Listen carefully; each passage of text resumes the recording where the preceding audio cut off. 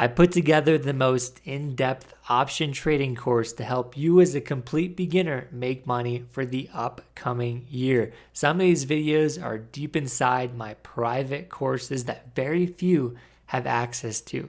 For the first time ever, I'm unlocking a select few videos to help you level up because I don't want to hold anything back. I cannot stress enough how much value is going to be packed into this 4-hour training because I'm going to give you everything you need to know to make money in the markets. We're going to be going over the very basics of options, telling you what the Greeks are, what puts and calls are, everything you need to start making your first trade, which we'll show you how to do on Thinkorswim, Webull, and Robinhood with examples. We'll be going over technical analysis to show you what candlesticks are, how to read them properly, and then I'll be giving you a trading strategy that's super simple you can use with candlesticks. We'll be going over best candlestick patterns to help you identify reversals, continuations, strength, momentum, going over time frames. So if you want to be a swing trader, a day trader, or a long-term investor, we'll teach you time frame analysis to help you level up. Then we'll go over moving averages because that's the only type of indicator you should be using. I currently use EMA clouds, but moving averages is a really simple way to start with a high degree of certainty of making money and understanding trends. I'm going to be giving you also 2 of my top small account strategies because I know you're a beginner. I know you don't have a lot of money. So I'm going to tell you an option selling strategy with an over 83% win rate I tried 2 years ago that helped crush for many traders. I'll also help you understand how to scalp because that's going to take 50 to $100 and you might see 100% return in a day. So scalping is very powerful. But if you don't know who I am, I'm Matt with Market Moves. Where have I been in the last 7 years? Trading, option selling, long-term investing. I've literally done it all. My biggest breakout year was 2018 where I took 6K to 40K. And if you hadn't heard this story, I quit my job like an idiot and then I burned all that money. So 2019 was a dead year for me as I was trying to build up my skills and figure out what the heck I was doing. Because guess what? Everybody gets lucky from time to time, but having that sustained for 6 months or even a year, not very possible. In 2020 was the first year I finally got more consistent, bigger returns because I incorporated option selling in long-term investing. I stopped day trading as much. This helped me grow a $1,000 account to $300K. I also deposited some money along the way, so it's not purely thousands of percentages of growth. But I want to show you kind of the path I took. I went from day trading to option selling, and then that's what I stick to now. I just honed in on option selling and got better at it. In 2021, I took my first $100,000 paycheck out of the market. That was the year I called myself full-time, honestly, and it only took me 2.5 months. I was selling options on Riot and Mara because there's a big Bitcoin trend like we're seeing right now. And so if you just understand how to read the charts, understand how to use options properly, things repeat themselves. The money I was making 4 years ago with the exact same stocks I'm making today, it's kind of funny. So as long as you know the skill, you can do this for years and decades, and sometimes with the exact same stocks, which is crazy. 2023 was when I developed a leap option system, which helped me grow, last 3 months of the year, grow my account up $100,000. So another $100,000 year for me. And this was I had a gap year 2021 to 2022. As you can see, I didn't even trade most of 2023, but I had my money in real estate, so I couldn't even get it out. It was just stuck there for like 2 years. It was awful time. Let's not talk about that. 2024, as you know from watching the YouTube channel, my best year ever. Tesla, Bitcoin, nailed some of the most insane entries live in front of everyone, helping thousands make thousands and sometimes hundreds of thousands, which is crazy. So at this point of my career, I'm just selling options and I'm teaching people how to do it too. So if you want to apply for coaching, hit the link below. But aside from that, get started as a beginner and let's get on to the training.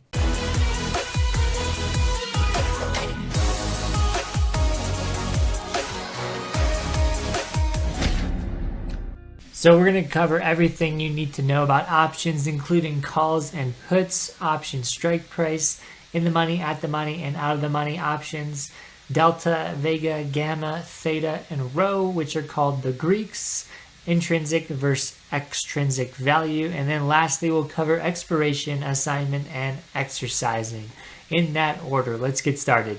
So let's harp on this one more time. We'll go over call options and put options, and toward the end of the video I'm going to show you how to implement that on Robinhood, where to find them, where to trade them. So number one, a call option, like we said, is a directional bet on the market that is bullish. So if you think the market's going to go up, you can buy call options, and if you pick the right expiration date, you can make money if you are correct. Meaning if the market does go up like you predicted, there's a high chance you're going to make money if you pick the right expiration date. Number two, the very basic definition of a call option is the ability to buy 100 shares of the stock at the exact strike price. Again, this is what investors do, or this is what people do that want to acquire 100 shares of the stock. Most likely, if you're a trader, you will never be buying 100 shares of the stock because you have the right to do it, which means you have the right to avoid it if you don't want to. That's a call option, and a put option is the exact opposite. That's a bearish directional bet on the market. If you think the market's going down, again, you can make money by buying put options. If you go long a put option, which means buying a put option, buy to open, that is the ability to sell 100 shares of the stock at the specified strike price. So let me show you exactly what that means. And again, if all this terminology doesn't make sense now, we're going to go over strike prices, expiration dates in a second. But at first, I just want to go over the basics. Call and put. Here we are on Robinhood. As you can see, it's one of the cleanest platforms to get started on. It's not the most professional, but it's easy to understand. This is the platform I'm going to be teaching on. So as I scroll down, this is Home Depot, and you're going to see a trade option button. Once you apply for options, this button is going to show up. Again, this button will not be here unless you apply. So you have to apply and get approved to trade options. Once you click this button, it'll take you to the option chain. And again, the option chain is just all your possible choices for an option, all your options for options. On the option chain, we have a bunch of expiration dates right here. We also have the calls and the puts, and then the buys or the sell. Like I said, when you're buying to open a position, you want to click buy and either call or put. Whatever you're trading, that's how you open a position.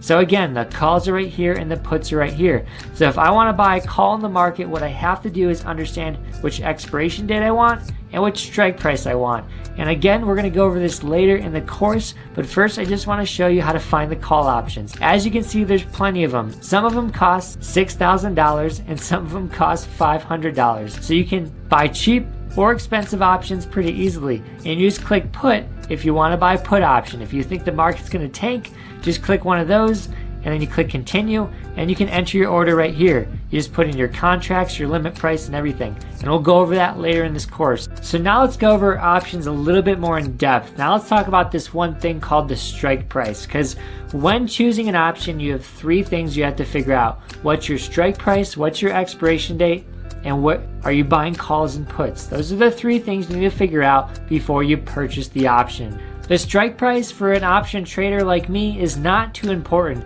I really don't care what the strike price is as long as it's within my budget and as long as the Greeks make sense. I'll talk about this more later in the video, but basically the strike price doesn't mean much to me as a trader. As a long-term investor or someone who's playing option strategies, the strike price means a ton. So let's explain the strike price.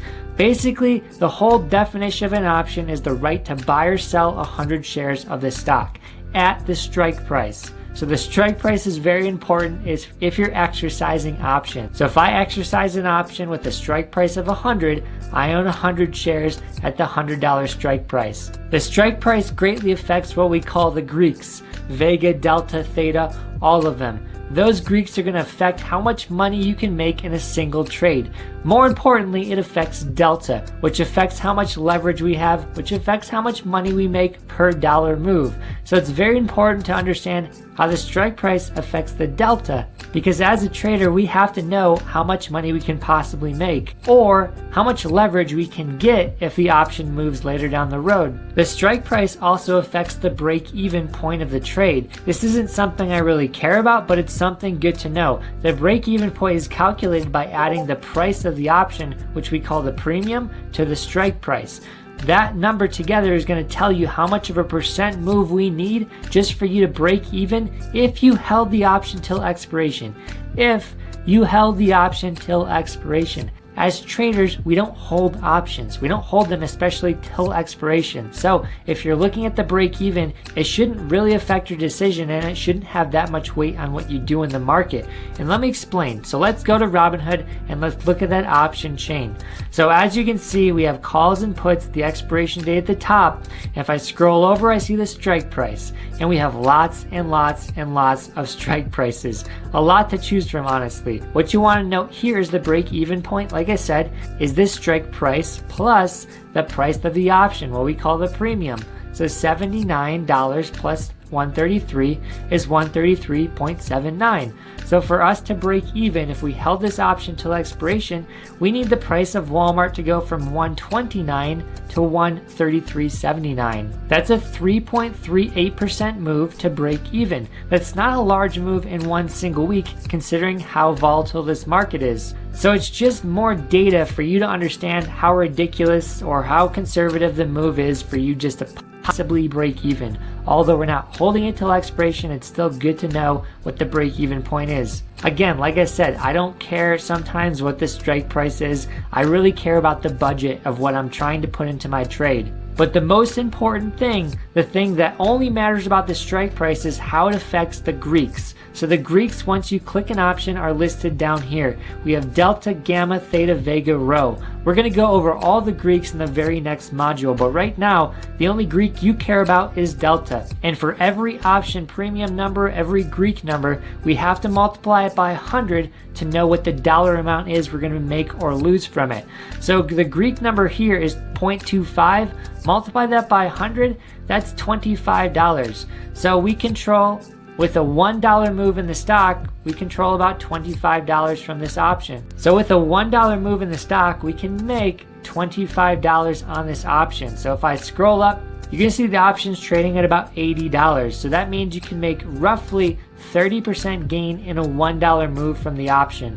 That's not bad, but check this out. As I scroll down and I get closer and closer to what we call at the money, which is what the green line is, the delta is going to increase a lot. So every option has the possibility of making you $100 per dollar move. But if you choose a different strike price, you don't control those 100 shares, you don't get that $100 leverage yet. The further and deeper you go in the money, the more you're going to control those possible $100 per dollar move. So right now, we're making about $46 per dollar move when we're at the money.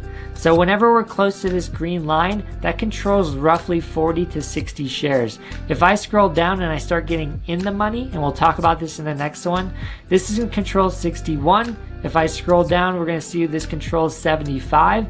So the further and further I go, the more and more I'm making per dollar move. Just a fun fact, if I'm making $75 for this option per dollar move, it costs me about $900 to buy that option. That's less than a 10% return. So if you want to make more for your money, you got to purchase options slightly out of the money. If you're purchasing options deep in the money, you're just not getting that great leverage you could be getting. So in my mind, as a professional trader, the only thing I care about with the strike price is what's the delta. What am I getting per dollar move, and how much am I controlling for those 100 shares that the option could possibly have? Once I know that, it'll better help me analyze which option I should be buying and what the possible return is I could receive. All right, let's talk about the option chain a little bit more in depth with these acronyms ITM, OTM, and ATM. We all love the ATM, right? So ITM is called in the money, OTM is called out of the money, and ATM is at the money. At the money is really where the stock price is trading at. So right now we have this share price at about 129, and the strike price around 130, and 129 is considered at the money. At the money just means it's generally around the stock price. So the strike price is close to where the actual stock is trading at. All this means to an option investor and option traders, these options have a chance to be in the money or have intrinsic value at the time of expiration. It's very important that we understand these terms towards expiration, because everything out of the money close to expiration is going to expire and probably go to zero. So if the stock didn't move for the next 5 days till May 1st, if the stock price stayed under 130, option worth $180 is going to zero. This option worth $134 is going to zero because it's out of the money. Out of the money means it's probably not going to be worth anything when expiration comes. In the money, exact opposite, means options are going to have intrinsic value by the time the expiration date comes. So if the stock price stayed at this current level, 129.42, this 129 option would be worth something. And I'll tell you more how to calculate that later in this course. But it's very important to know for calls, I'm specifically showing you the call chain here. Everything above the share price is considered out of the money, and everything below the share price is considered in the money, just for calls. Now let's look at puts over here. So for the put option chain, we have everything above the share price being in the money, meaning it's going to have value by the time expiration comes if the stock price didn't move. Everything below that share price at the money over here, everything below it could be going to zero if the stock didn't move. So this 129 put trading at $233 could be going straight to zero by the time expiration comes. This 128 put trading at $149 could be going straight to zero, again, if the stock price doesn't change. So it's just important to know where you're trading and what the terms are. Again, options in the money cost more and you get less per dollar return, but you're going to be safer because there's less time decay. So there's a lot of advantages of being in the money and at the money. Now let's talk about in the money options and out of the money options, the pros and cons, why you would choose one over the other. So number one, the pro of choosing an in the money option means that you don't have decay crushing the option, and there's actually going to be value if the option expired. So what that means is this option is actually holding intrinsic value currently. If it expired tomorrow, it would be worth something. So this option isn't going straight to zero, which should warm your heart if you're holding it because you know you're not holding an asset that's going straight to zero. The other upside of holding these options is that they don't decay as much as holding options out of the money. This is because with those Greek values we have more weight in the delta category, which is how much leverage we have, which is how much we can make per dollar return, and we have less in the vega and the theta category, which is the decay of the option. So because it's in the money, that's why it has more delta. And because it has more delta, it has less theta and vega, which means less decay. The other downside of it being in the money is you're making less from a P&L standpoint. So instead of making 30% overall on your investment, you might be making 10% because you're being more in the money. So it requires more capital and you're not making as much on a P&L basis. I'll show you an example of that in a second, but let's talk about out of the money.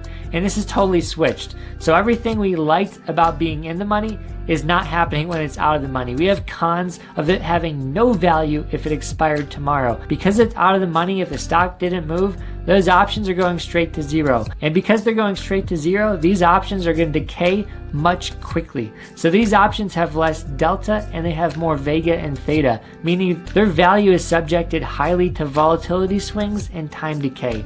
So with these options, you could be losing 30 to 50% just holding them throughout the day. But the one upside to holding options out of the money is you get a huge P&L return compared to in the money options. So these options, if they move just $1, you can make a 50%, even 100% return on your investment. So let me show you exactly what I mean. These are Walmart options, and we'll be looking at put options for my example. Like I said in this video, everything above the orange lines for puts are considered in the money. Everything below the orange line for puts are considered out of the money. So no value at expiration, some value at expiration. So if I click one of these, we're just going to look at the Greek here, which is 73. So this Greek means every time the stock goes down $1, I'm going to make $73 on this option. So if I look at the costing me roughly $320. So $73 is roughly a 20% return. So if the stock drops $1, I might make 20% on this option, which is in the money. Now let's go a little bit out of the money, and I'll show you how much we can make from a P&L standpoint. So right here, we have a delta of about 20, which means every dollar move, I'm making about $20. This option is trading at about $50 roughly. We get a $1 drop in the stock, this option is going to increase by 20 bucks, which is roughly a 40-50% return on the investment. So by being in the money from a P&L standpoint, we don't make as much, but being out of the money from a P&L standpoint, we do make as much. And I know I haven't gone over the Greeks, but I just want to show you theta is how much we lose from time decay. So we're losing about 8 bucks a day from this. From a P&L standpoint, that's about 20%. So this option is losing 20% per day, which rapidly speeds up as the expiration comes. And again, we haven't gone over this fully, but I just want you to understand the difference. This option is losing $9 per day. Although it's more, we're not losing as much from a P&L standpoint. $9 from a $320 investment is roughly about 3%. So instead of losing 20%, we're now losing 3% per day. Now let's talk about every trader's favorite Greek, which is delta, which is basically how much money and how much leverage you have with the option we're trading. So again, delta equals leverage. What it basically means is how much you make per dollar move. So whatever number you see on Robinhood or Thinkorswim, that number is going to be how much you make per dollar move when you multiply it by 100. That number you're seeing on Thinkorswim, which we'll go over in a second, can change based off where the strike price is, where the expiration date is, whether it's going up or down, left or right. The number is not going to be consistent. It's always going to be changing. What you do want to know is less time on the contracts mean you're going to control more delta percentage-wise, and I'll show you that in a second. And if you have more time on your contract, you're going to control less delta. The delta consistently goes up and up and up when you get closer and closer in the money, and the deeper you go in the money, the closer it gets to 100. So the maximum delta can be is 100. I think this chart's going to say it best. So this is a call chain right here. These are all calls. At the top of the call chain, these are options that are out of the money. Those options are going to control less and less of delta the further you go. Obviously, no options can control none of the stock. We don't ever get to 0, but we do get to 100 at some point. So what you want to know is basically the difference here. So as you go down the option chain with the calls, we get closer from going to 0 to 100 on the delta, meaning around the green line is going to be around 50 delta. So when you hit this green line, basically every dollar move in the market or every dollar move in the stock is going to make you $50. Then here when the delta is 100, every dollar move is going to make you $100. And again, we multiply things in the option world by 100. It's going to look more like 1.0, and in the middle it's going to look like 0.5. But like I said, we're going to start with 0 up top, and as we go down each strike price, we're going to slowly increase delta until we hit the maximum, which is 100. Because with an option, theoretically buy 100 shares at the time of expiration. So the maximum you can control at any point with an option is 100 shares of delta. But that doesn't mean you're getting that 100 shares of leverage with every single option. It has to be very in the money for you to get that 100. What I want to do is show you a pie chart with an option that has 2 days till expiration. This is going to show you how much you're paying for delta, theta, gamma, and vega, and we'll go over the other Greeks later, but I really want you to understand that delta is the most important thing you're trying to buy with an option contract. Again, that's your leverage. If you're paying too much and you're getting a small portion of delta, you're going to get screwed by theta, which is slowly going to eat away your profits, stop you out early, and make sure you're not going to be profitable long term. So what you want to do is try to find contracts that have a large portion of delta and gamma and a small portion of theta, because again, if we could possibly lose 30% of this option contract by the time it expires, we could still control 70% with leverage and even have some intrinsic value so it doesn't go straight to 0. So again, this is 2 days till expiration. What I want you to know is this percentage of delta gets smaller and smaller and smaller as we add theta in there. So more and more days of expiration means you have less and less leverage in that option contract. So what I'm going to do, I'm going to add a little bit more time on this contract. Again, we have 2 days till expiration, and that's 30% theta, this whole contract we're looking at. Let's say this contract has 2 theta in there. So that's a lot of days of expiration. So as you can see, the more days we add into the contract, the less leverage we have when it comes to delta and gamma. So every dollar move, we're not making as much on a P&L basis because we're paying so much for theta. That's why it's not too attractive for option traders to buy options so far out 30 days, 60 days out because they're paying so much for that time decay. And when they do get that $5 move, on a P&L basis, it's not going to be that much. So that's why if we're trading the weekly options or options expiring 7 days out, when we do get a $5 move, you can make 100 to 700% depending on the ratios that you're trading with. So again, it's a balance of not buying too much of theta, but buying just enough so that you have the time necessary to get your move and you don't have too much where the time decay actually hurts your profits or stops you out early. So let's head to the option chain, and I'm going to show you what happens when I click the details on the option contract, just to prove to you what I'm saying. It's basically going to show you how much of delta we control. And to my point, it's not going to control a lot because it's so far out of the money. So these control the smallest portion of delta. Once we hit the at the money line, these are going to control around 40 to 60. So right now, these are going to control about 35. And if I scroll down to the $12 options, these are going to control about 60. So when we're close to that line, the at the money line, we're usually controlling about 50 shares, 0.5 of delta. And that just means every dollar move, you're making 50 bucks. Let's head deep in the money. So these options all the way down are going to control about 99 of delta. But again, you don't make much per dollar move because you're spending so much money buying these in the money options. So from a P&L standpoint, you're going to make more money buying stuff at the money or a little bit out of the money. But if you want to be safe, if you want to avoid time decay and get more per dollar move, you could be buying options further in the monies. So for an example, let's say the stock moves $1 and I'm buying options in the money and deep in the money because my delta is around 80. So if the stock moves $1, these options are going to go up by $80. We multiply it by 100, so 0.8 is 80. We add this to the contract. That's going to be worth about $240, which is about a 50% gain on the option. So a $1 move for an option in the money is going to make me about 50%. Now let's scroll out to options out of the money. So these options, these $14 options, if they move up $1, we make $17. So that would mean we would increase this option value from 13 to about 30, which is more than 100%. We're looking at 150% return. So although delta's higher within the money options, you're not getting as much from a P&L standpoint when you do get a move. When you're trading options further out of the money, you're going to make more when the stock actually moves, but you're also going to be subjected to time decay, which we'll talk about later. Let's look at options a little bit further out. Like I said, further out, you're paying for time decay now, so you're not controlling much whenever you get that dollar move. Like I showed you in this example, when we have too much time decay, there's just too much theta in the contract from a percentage standpoint, so you're not going to make as much, and I'll show you that right now. So again, those $14 contracts, if we get a dollar move, we're going to make $43. So instead of us making, like previously, 150% return, if we made 43 bucks on this $113 contract, that's going to be roughly 30%, 150% with options close to expiration.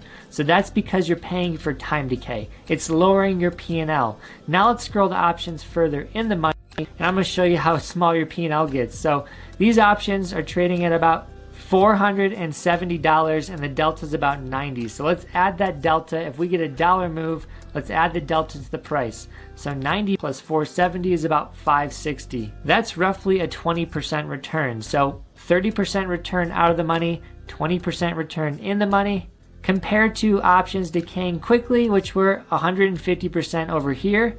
And then we also had a 50% return in the money right here. So let's go over that one more time in a couple slides. Out of the money options close to expiration have low delta. They have the lowest delta you can get. Also, they're very cheap and they have the highest P&L if we get a dollar move. These are the options you're going to choose to get the highest possible P&L for the most risk.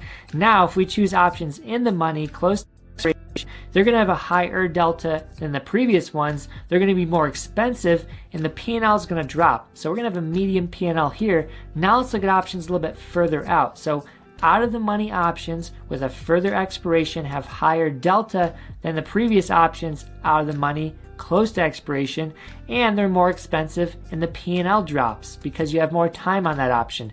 Next, in the money options with a far expiration have the highest delta out of all of them, and they're super expensive and have the lowest P&L possible. So you're going to get the least amount of money. This might be the safest option with the lowest amount of risk. Those are your four options, and that's how the deltas change along with the P&L P&Ls and the price of the option. This is an extremely important option Greek that we're going to talk about, which is Vega. So not many traders understand if you're picking the wrong options, Vega is going to completely crush you. So you really have to understand how it relates to your option and the timing of the stock. So the option value is going to increase or decrease by Vega for every 1% move in IV. For example, if we get a 1% pop in IV, the option value is going to increase whatever the amount of Vega is. If we get a 10% pop, the option value is going to increase for whatever amount Vega is. Also, if Vega drops 10%, the option value is going to decrease Vega times 10. So this can really crush option traders when they're not ready for it, because high IV options are super expensive. So you're paying a lot when IV is high because the stock's moving a lot. If we have volatility, the stock can move massive amounts, and this can move the option value massive amounts. So obviously traders are going to jack up that option premium if the stock's moving a lot. For example, the SPY follows the VIX, and the VIX relates to the volatility of the index. So IV is just a measure of volatility for the stock. Volatility in general is the percent possible move in whatever we're looking at. For example, the VIX in the SPY is around 20 right now. So that means we could see a 20% pop or drop in the SPY at any moment. So 20% could be priced in just in a snap of a finger. Some IV readings could be in the 50 to 100% range, meaning the stock could pop 50% or 100%. So that's going to cause the options to be super expensive. On the other side, we have low IV options, which are super cheap just because the stock isn't moving. So if we're not moving, the options aren't going to be that much because not many people are interested in holding options of stocks that don't move. So it's a double-edged sword, and I'll explain it. So high IV options are super risky because if it doesn't move and it trades sideways, IV could drop. And when IV drops, the value of your option drops. So although we're trading stocks with high volatility, that can help you make a lot of profits if you're on the right side of the move, if you're in momentum. But the problem is those options are so expensive, if the stock doesn't move at all, you're going to lose a lot of value. Let's look at the other double-edged sword, which is low IV options. And these ones are hard because the stock just isn't moving. There's not a lot of priced in volatility. And this makes the options cheap, but we need movement to make money with options. Do you buy the cheap options? Do you buy the expensive options? And here's a strategy for both. So let's say IV is historically high. It's hitting ranges we haven't seen before. We know IV is going to drop in the next couple months. What you can do is profit from that IV drop by shorting the option, playing spreads, because when you go short a contract, whenever the IV drops, you're making money. So the reverse scenario. Another strategy for low IV options is when the stock is trading sideways, IV is low, you're expecting a breakout, you can get in, and if the option moves at all, volatility should increase, increasing your option value. So if the stock moves and you're correct about the movement, you'll make money from that, and you'll make money from IV going up because of Vega. So personally, I love playing low volatility options because once we get that movement, it really boosts the option value and increases your P&L. So let's look at how Vega is reflected in the out of the money, in the money, at the money situation, as well as expiration. So out of the money, we have low Vega. As we get closer and closer at the money, we're going to see a higher Vega. So it's a bell-shaped curve where it's low Vega for out of the money, high Vega for at the money, and then again, low Vega for in the money. So this is reflected on every expiration date, and as we add more time value on our options, the Vega is going to increase. So options further out on the expiration dates have a higher Vega, and I'll show you that live on Robinhood right now. So as you can see, we'll look at May 1st. These options are expiring in about 5 days. Right now, this option out of the money has a Vega around 0.4. So now let's go at the money. So 0.4 is our baseline. At the money, we're looking at 0.1. So it's doubled at the money. Now let's go in the money. Deep in the money, we see these options have a Vega of 0.07. So again, less than 0.1. Again, less than 0.1. Now let's go further out on the expiration dates. Let's see if this number increases for all three. So as we can see, out of the money, before we had 0.04, now we have 0.22. So this is the highest vega on all of them that we've found, which means it's more subjected to volatility swings. If we go at the money, this number should increase yet again. There we are at 0.29. And let's go in the money. Let's go deeper in the money. We see vega goes down again, 0.27. But as you can see, it was like a flat curve. It didn't pop that much depending on where you were on the option chain. As you get closer and closer to expiration, the differences in vega based on the option chain is going to be hugely dramatic. Like we saw a 100% increase in vega from out of the money to at the money for these May 1st expiration dates. The next Greek we're going to talk about is gamma, and this is probably one of my favorite ones because this makes option trading profitable in my mind, because if you hit a winner and you hit a winner well, you can make so much money because of gamma.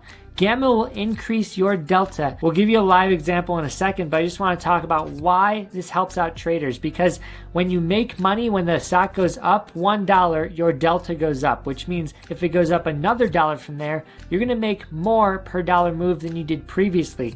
And again, if it goes up another dollar move from there, you're going to make more than you previously did on the last dollar move. So as your delta keeps increasing, you just make more and more and more per dollar move until you hit that 1.0, which is that 100 possible shares. And the best part is, if you start losing money, this is going to subtract your delta. So all this means is you're going to lose less and less and less per dollar move, which means your losing trades are slowly going to lose less and your winning trades are going to slowly win more.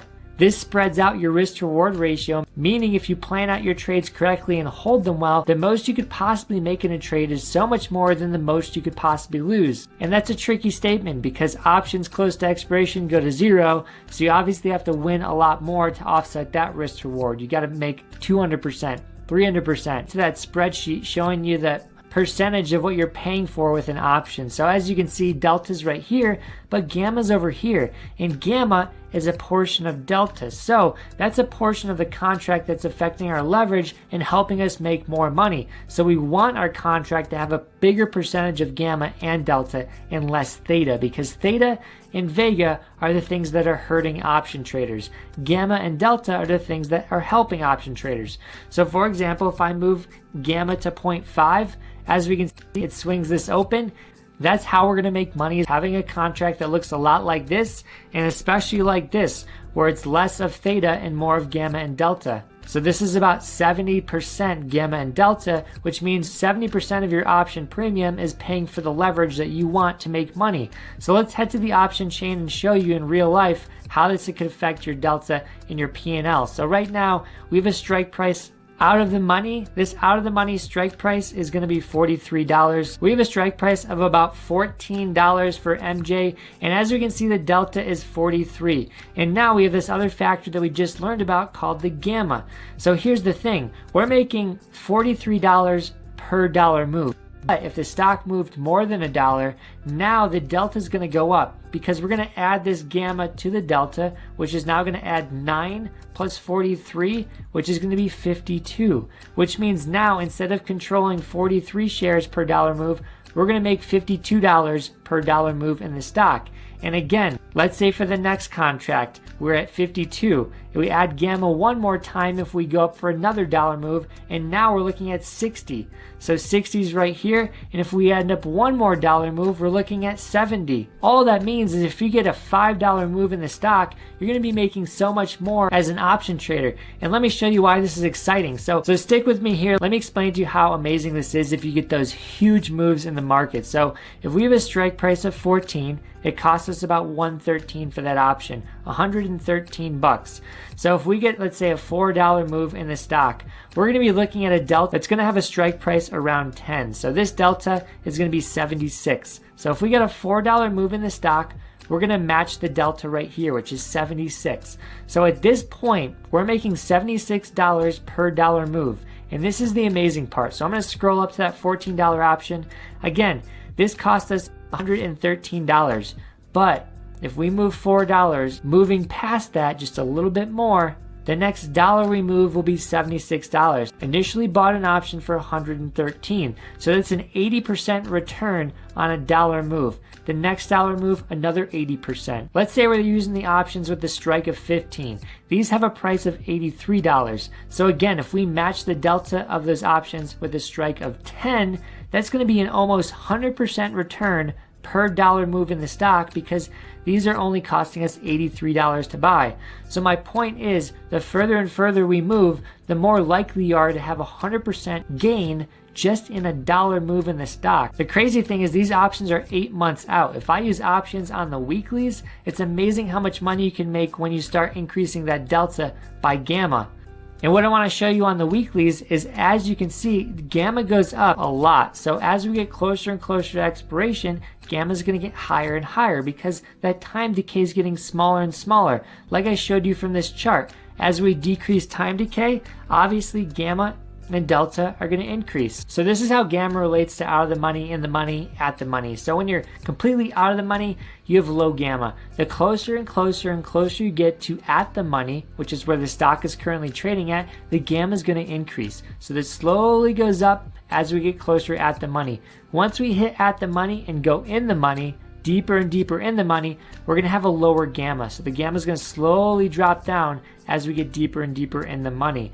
So again, gamma is great for option traders. We want a high gamma, so that's why option traders are looking for options at the money. And again, the more time on your option contract, the less gamma you have, because as a percentage basis on the premium you paid for that option, if you have more time on it, you have a smaller amount of everything else. As the time slowly dwindles, you're going to control more delta and more gamma, which means more profit for you as the trader. So let's show you on a chart what happens with multiple different expiration dates in terms of gamma, as well as different strike prices. So here we have a small September 10th expiration, October, December. So we have a close, medium, and further out expiration, as well as the strike prices. So as you can see, gamma greatly increases as we get close to at the money, close to expiration. And it slowly drops off if we go in the money. So out of the money drops off as well. So it peaks like a bell-shaped curve. But as you add more time onto the option, more possible time decay, you're going to see that curve gets smaller and smaller. So the gammas really don't get affected that much, and they don't change that much as the strike prices move out. So on the option with the medium amount of time on it, as you can see, the peak is just not as high as the previous September 10th one. And on this one, the green one, the December 10th one, that peak is not great at all. That's a pretty flat option. The gammas don't really change depending on which strike price you buy.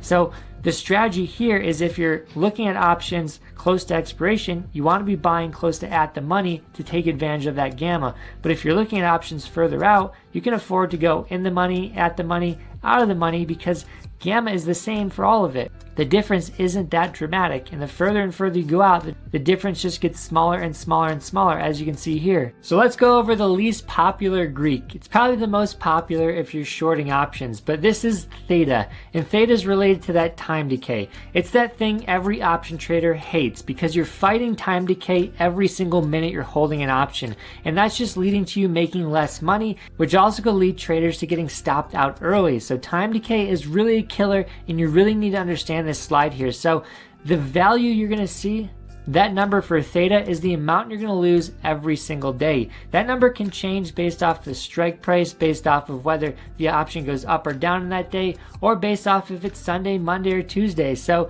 the time decay is never consistent, and I'll show you a graph that talks about this a little bit more. But the one thing you really want to understand is it speeds up dramatically towards expiration. So on this slide here, you're going to see the option value.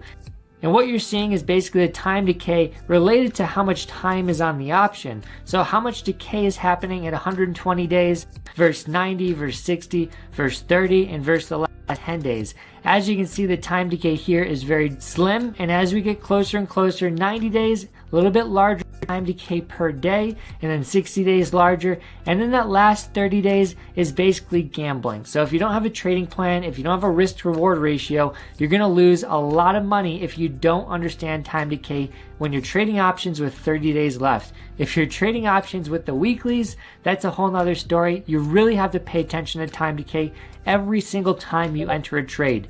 You have to understand if it's worth it. You have to understand how much you're losing per day and how much it's affecting your bottom line. So the number one thing you need to understand is it's dangerous to fight. So if you know how much you're losing per day, you don't want to fight that number. You want that number to be small and you don't want it to really affect your profit. For example, if you're losing a 30% margin per day on your option or 50% per day on your option, that is hard to fight. You're going to need a 100% return just to possibly break even and have a good risk to reward ratio. So when you're trading options close to expiration, it's very, very dangerous to fight that time decay if you don't understand it. So please, be aware of the time decay, and also just know if you are shorting options, you can take advantage of this paycheck every single day if you're careful about it. So as you know, when you're long an option, time decay is making your option get smaller and smaller and lose value. But when you're short an option, that is every time an option decays, you're making money. So if you are short calls or puts in the last 30 days, you can collect some serious income. And if you just keep on doing this process of shorting calls and puts with 30 days out or 10 days out, you can collect some serious passive income on your investments or just spreads. And we'll talk about that later in the course too, but that's what I really want you to take away. It's extremely eye-opening that you can make money from shorting options. It should be extremely eye-opening that holding an option is an uphill battle. You're losing value constantly, but shorting an option is a downhill battle. Literally making money every day, even if you're wrong about the trade, you can still make money to compensate that. So let's talk about the difference between out-of-the-money options and in-the-money options. So out-of-the-money options are going to decay much quickly. So as you can see in the last 30 days over here, all the options in the last 30 days decay quick. Options out of the money are going to zero. So all the premium you see on that price could be going to zero if the stock doesn't move. So with that being said, options 30 days out of the money are extremely risky because they're heading straight to zero as quickly as possible. As well as in the money options, those ones decay a little bit more slowly because they have what we call intrinsic value. Although in the last 30 days they're decaying quickly, they're not decaying as quickly as out of the money options. And I'm going to show you an example of that on Robinhood. So let's walk you through the option chain, show you how the expiration date affects time decay, as well as the strike price, as well as out of the money, in the money, all that stuff. So number one, May 1st, these are about 5 days out. These options above, so as you see here, all the options above the orange line for calls are considered out of the money. They're going to decay a lot more quickly than the options below the orange line, which are considered in the money. So it's very risky holding these options, and you need the move to happen quick for you to compensate for that time loss. Let's show you what I'm talking about. So theta right here is $76 per day, and the option costs about $470. So that's roughly 10-15% loss every single day on that option out of the money. If you had some more money and you could afford options that were in the money, we scroll down here to the in the money options. These cost about double the price of the previous one, but time decay here is the same. So double the price, time decay is the same, which means you're losing half as much. So for this option, you're losing less than 10%. For the other options, you're losing 10 to 15%. So by purchasing something a little bit more in the money, putting a little bit more in your investment, you're losing less per day and you're not fighting time decay as much. Again, when you're shorting options, you're collecting that $70 per day. So that's why shorting options and trading spreads is so lucrative and so attractive for traders. So now let's talk about moving an expiration date 30 days out. Let's look for those June 5th contracts. The two things I want to point out is the price goes up because obviously there's more time on the contract, but the time decay goes down. So now theta is around $18. This option in general costs about $1,300. So that's a roughly 1% loss. Just comparing those two things, we had a 10% loss for the weeklies, 1% loss for something 30 days out. And again, this is out of the money. In the money, you're losing a little bit less. So if I scroll down here to the 120s, this option obviously costs more. It's in the money. It has more time on it, but the theta is less. We have $18 per day, but now the option's trading at almost $2,000. So that's a little bit less than 1% a day. So when you go further out, you can afford to be out of the money because time decay isn't really affecting you that much. It's a good way to be a little bit cheaper in your options and buy something within your budget. Now let's talk about something 60 days out, which is going to be those July 17th contracts. So That's about 60, 40 days out. And again, the options get more expensive because there's more time on it. So let's look at these options, the 145s. These are about $1,300, same as the previous ones, but the time decay is now $11 per day. So that's again, less than 1% loss per day by holding these options. If I scroll down, in the money with these 40, 50-day options on expiration, we get to see that this 110 call is trading at about $3,000 and the theta is about $11 per day. So that is extremely slim. That's about a 0.3 loss per day. Very tiny loss, 0.3, while you're controlling about 72 of delta. So every dollar move, you're making 72 bucks and you're only losing about $10 per day. If you do the math, if you have a $1 move in the stock, you're going to make $72, and that pays for about 7 days of time decay. So time decay is about 10, multiply that by 7, that's delta, 72. That's how much of a buffer you have. And just to sum that up in 2 slides, if we're looking at out-of-the-money options close to expiration, those are going to be cheap but highly volatile, and they're going to have the highest decay you can possibly imagine. In-the-money options close to expiration are going to be a little bit more expensive, and they're still going to decay a lot. So they have lower decay than the out-of-the-money options, but they're still going to decay a lot just because we're close to expiration.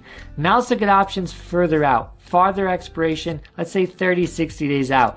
Those are more expensive than the previous ones, but they're less expensive than the money option. So those out of the money options are more expensive than the previous out of the money options, but they're less expensive than the in the money options. We also have a lower time decay, way lower time decay as I showed you in this example. And those in the money options with a further expiration are going to be the most expensive options you can purchase from these 4 options.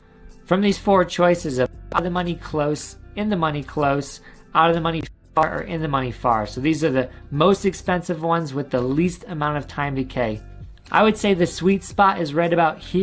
Out of the money, far expiration, small time decay, doesn't cost that much. Okay, so this Greek is definitely one that not many traders even look at or even consider right now, considering the interest rates in our environment and our economy. So rho is basically how much the option changes based off the changes in the interest rate, or the risk-free interest considered. So what they call it is this sensitivity to the interest rate, and basically the amount that you're seeing for rho is how much you're going to lose or make per 1% move in the interest rate. The total for rho is going to increase So as we talk about in every single one of these Greeks, the more time on your option, the further out on expiration, the higher rho is going to be. So the closer and closer and closer you get to expiration, rho just gets smaller and smaller and smaller. So as I talked about before, the more time on your option contracts, the less you control of delta and gamma. And again, if rho is bigger, that doesn't help you out. So that's just another percentage that is cutting you down, making your returns smaller. And I'll show you the pie chart in a second. But basically, options in the money have a higher rho than options out of the money. So as we get closer and closer and deeper in the money, rho is going to increase. So basically an increase of time and an increase of being in the money is going to increase rho. And as I head to that pie chart, you're going to see rho is just a tiny little sliver. This is because interest rates are so low right now. We really don't care what rho is, and it doesn't really affect our option contracts. Think about it. The Federal Reserve dropped interest rates about 0.5%, 0.25%. That happens every 3 months, 6 months, maybe even we go the year without interest rates changing. So if we go a whole year without interest rates changing, then rho will never ever move in our option contract. So this is something that doesn't happen often and doesn't affect us because it's not a large percentage of the premium we purchase for this option contract. As we can see, rho is basically 0 for this option. If I put rho to 0.03, now rho is 2.3%. Again, that's a very tiny portion of the option contract considering the other portions of gamma, delta, and theta. Let me prove to you how cheap rho is on all these option contracts. This option is January 15th, 2021. It's about 10 months away next year. So we have a lot of time on this option contract.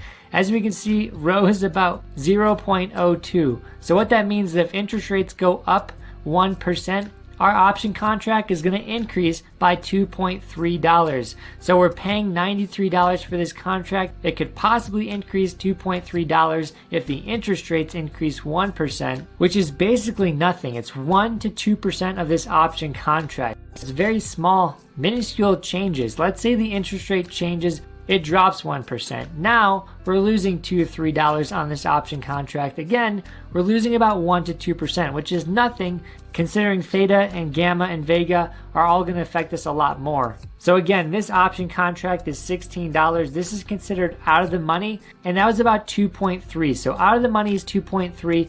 If we go further and further in the money, rho is going to increase. So these options right here at $6, we see rho being 0.037.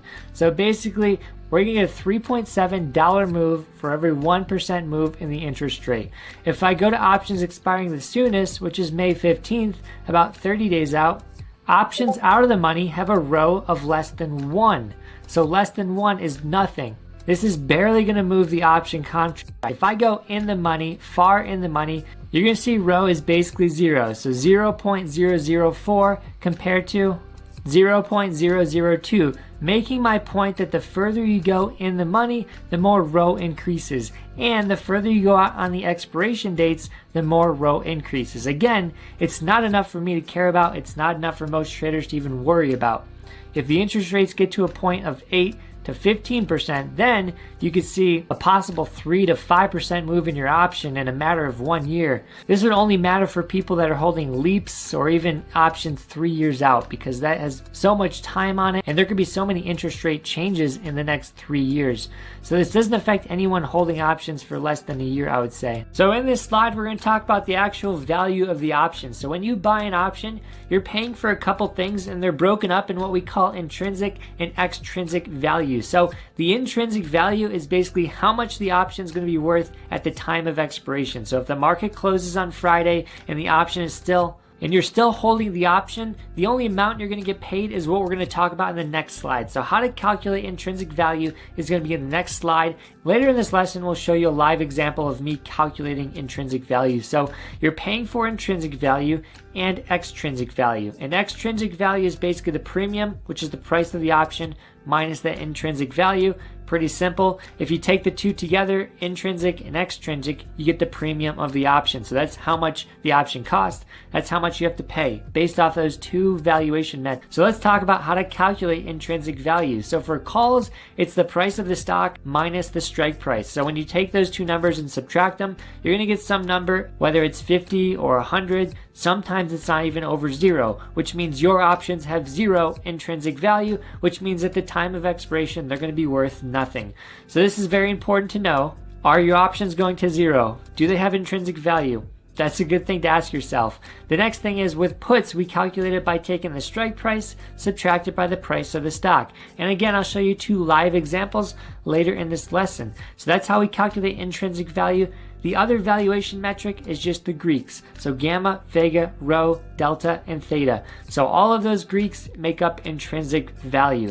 And again, some of these things you don't really want to pay for, like theta, time decay. Who wants to lose value every single day? And you got to pay for that. So that's part of your option premium. Also, volatility increases or decreases.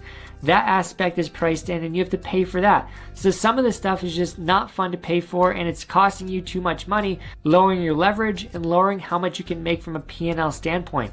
So let's go to Robinhood. I'll show you how to calculate intrinsic value and then I'll show you a chart on my Google spreadsheet, show you the difference between intrinsic and extrinsic value. So right now I'm holding a put. This is an actual position I'm trading right now, and this is a 283 put. So if I go back to my calculation, the puts are basically the strike price minus the price of the stock. So 283 minus where the stock is trading, which is 286. So 283 minus 286 is going to be negative $3. So that means the option has no value at the time of expiration, which also means this $98 I paid for this option doesn't cover anything and it's not worth anything at the time of expiration. So this $98 is slowly going to deteriorate till it's at 0 by the time expiration comes because it has no intrinsic value. So let's try it one more example. Let's go for an option that's in the money because in the money options have intrinsic value. So we'll use calls for this one. So this 286 call, which is trading at $331. This call is 286. The price of the stock is 286.30. Like I said in my example for calls, we have to take the price of the stock first, and subtract that by the strike price. So the price of the stock is 286.30 minus 286, which is 30. So 0.3, which is $30. So this option, which is $330, is only worth $30. So there's an extra $300 priced in, time decay, everything else. Like I said, extrinsic value is $300. Intrinsic value is 30. That's a huge difference.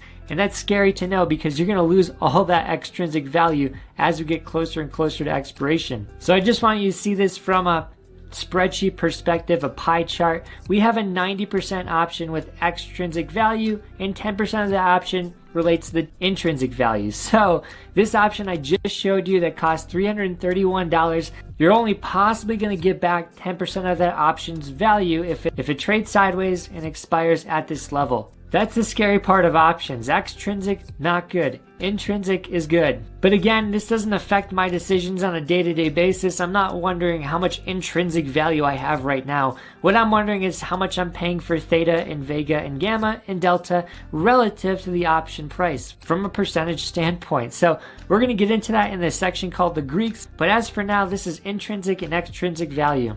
So let's talk about expiration. What are the couple things that can happen if you're holding options long, holding options short? What can you expect if you're holding options out of the money, in the money? Because again, expiration is a scary thing, and you're going to get to this point where you're going to hold an option till it, and you're going to wonder what's going to happen. So number one, options out of the money have no intrinsic value at expiration, which basically means they're going straight to zero. Out of the money options are going to be worth nothing at expiration.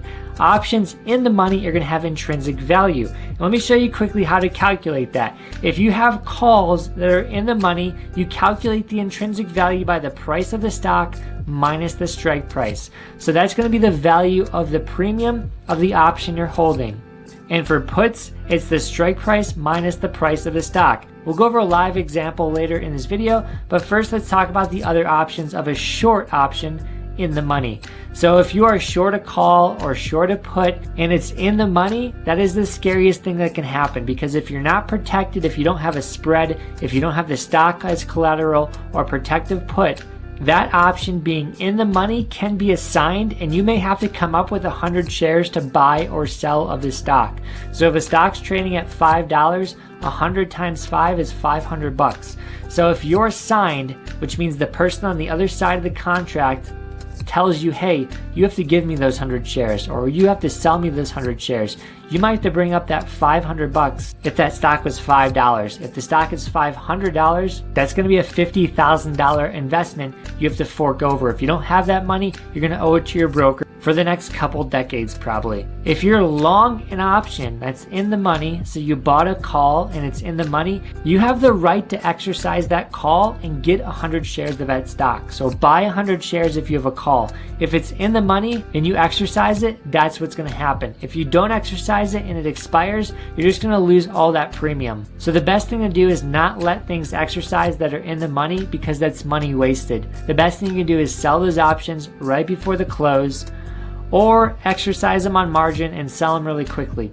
That's something your broker can do. You have to call them up to ask them about the details on that. But basically, short in the money options at expiration have the potential to be assigned, and you have to come up with all that money. So now let's look at this option chain for puts and see how much an option is intrinsically worth. If this option, let's say these are trading on expiration day, expired in the next 60 seconds, how much money would you have? How much money could you make? So then let's use this 130 option as an example. This is trading at about $250. And the strike price is $130. If you go back to my mathematical formula here for put contracts, we need to do the strike price minus the price of the stock. So 130 minus 129.42, we're going to type that in our calculator. I wish I could do this in the spot. I'm not that smart. Is $58. So let's go back to that option. It's worth intrinsically $58. Right now it's trading at $253. So this option is going to lose about $200 by the time it expires. That just shows you the true value of an option has a bunch of other crap in it. Vega and theta and gamma and rho. Delta, what controls the actual leverage of the option, does not account for much of that price until we get to expiration. In that case, this $253 option is going straight to $58. But the good thing is, because we're in the money, it's going to have value. Everything down here out of the money for puts are going straight to zero if the stock price doesn't change. So they theoretically have no intrinsic value. Zero intrinsic value. All right, let's talk about the two things that could happen with an option contract where you have to buy 100 shares or sell 100 shares. And number one is exercising. And when you exercise a contract, you have the right to do that, which means you can own an options contract, call or put, and never exercise it. But if you did want to exercise it, for calls, what happens is you would have to buy 100 shares of that stock at the specified strike price. So if you exercise it, you have to own 100 shares. If you exercise puts, you'd be looking to sell those 100 shares at the specified strike price. In order to exercise an option, you have to call up your broker. On Robinhood, I think you have to send them an email. On Thinkorswim, there's actually a button to do it. This is a very complicated thing and you don't want to mess it up. So it's very good to just call up your broker if you want to exercise contracts. Again, owning a call gives you the right to buy 100 shares. You don't have to do it. It gives you the right to do it. As well as owning a put gives you the right to sell 100 shares. You don't have to do it. It's best to do this when you're in the money. When you're out of the money, it makes zero sense. I'll give you an example. Let's say the stock's trading at $90. So as you can see in this example, let's say the stock price is trading at $129.42. So out of the money is where we're above that price. So 131 or 130. Let's say we own this call for 131. If I want to exercise this, I have to buy 100 shares of this stock, let's say $1.58 above the actual price it's trading at. So why would I exercise the shares, buy the stock higher, when I can actually buy the stock outright without the option and save $1.58 per share? That would save me so much money. Same thing with the put option. You can exercise a put option. It's best to do it in the money or else you're going to lose money. So again, if the price of Walmart or whatever stock this is trading at $129.42 and we're out of the money holding a 128 option right here, if I exercise that, I'm selling my shares at 128, which is lower than what I could sell them at the market. So the market, I could sell them at 129. So I'm losing $1.42 per share by exercising out of the money.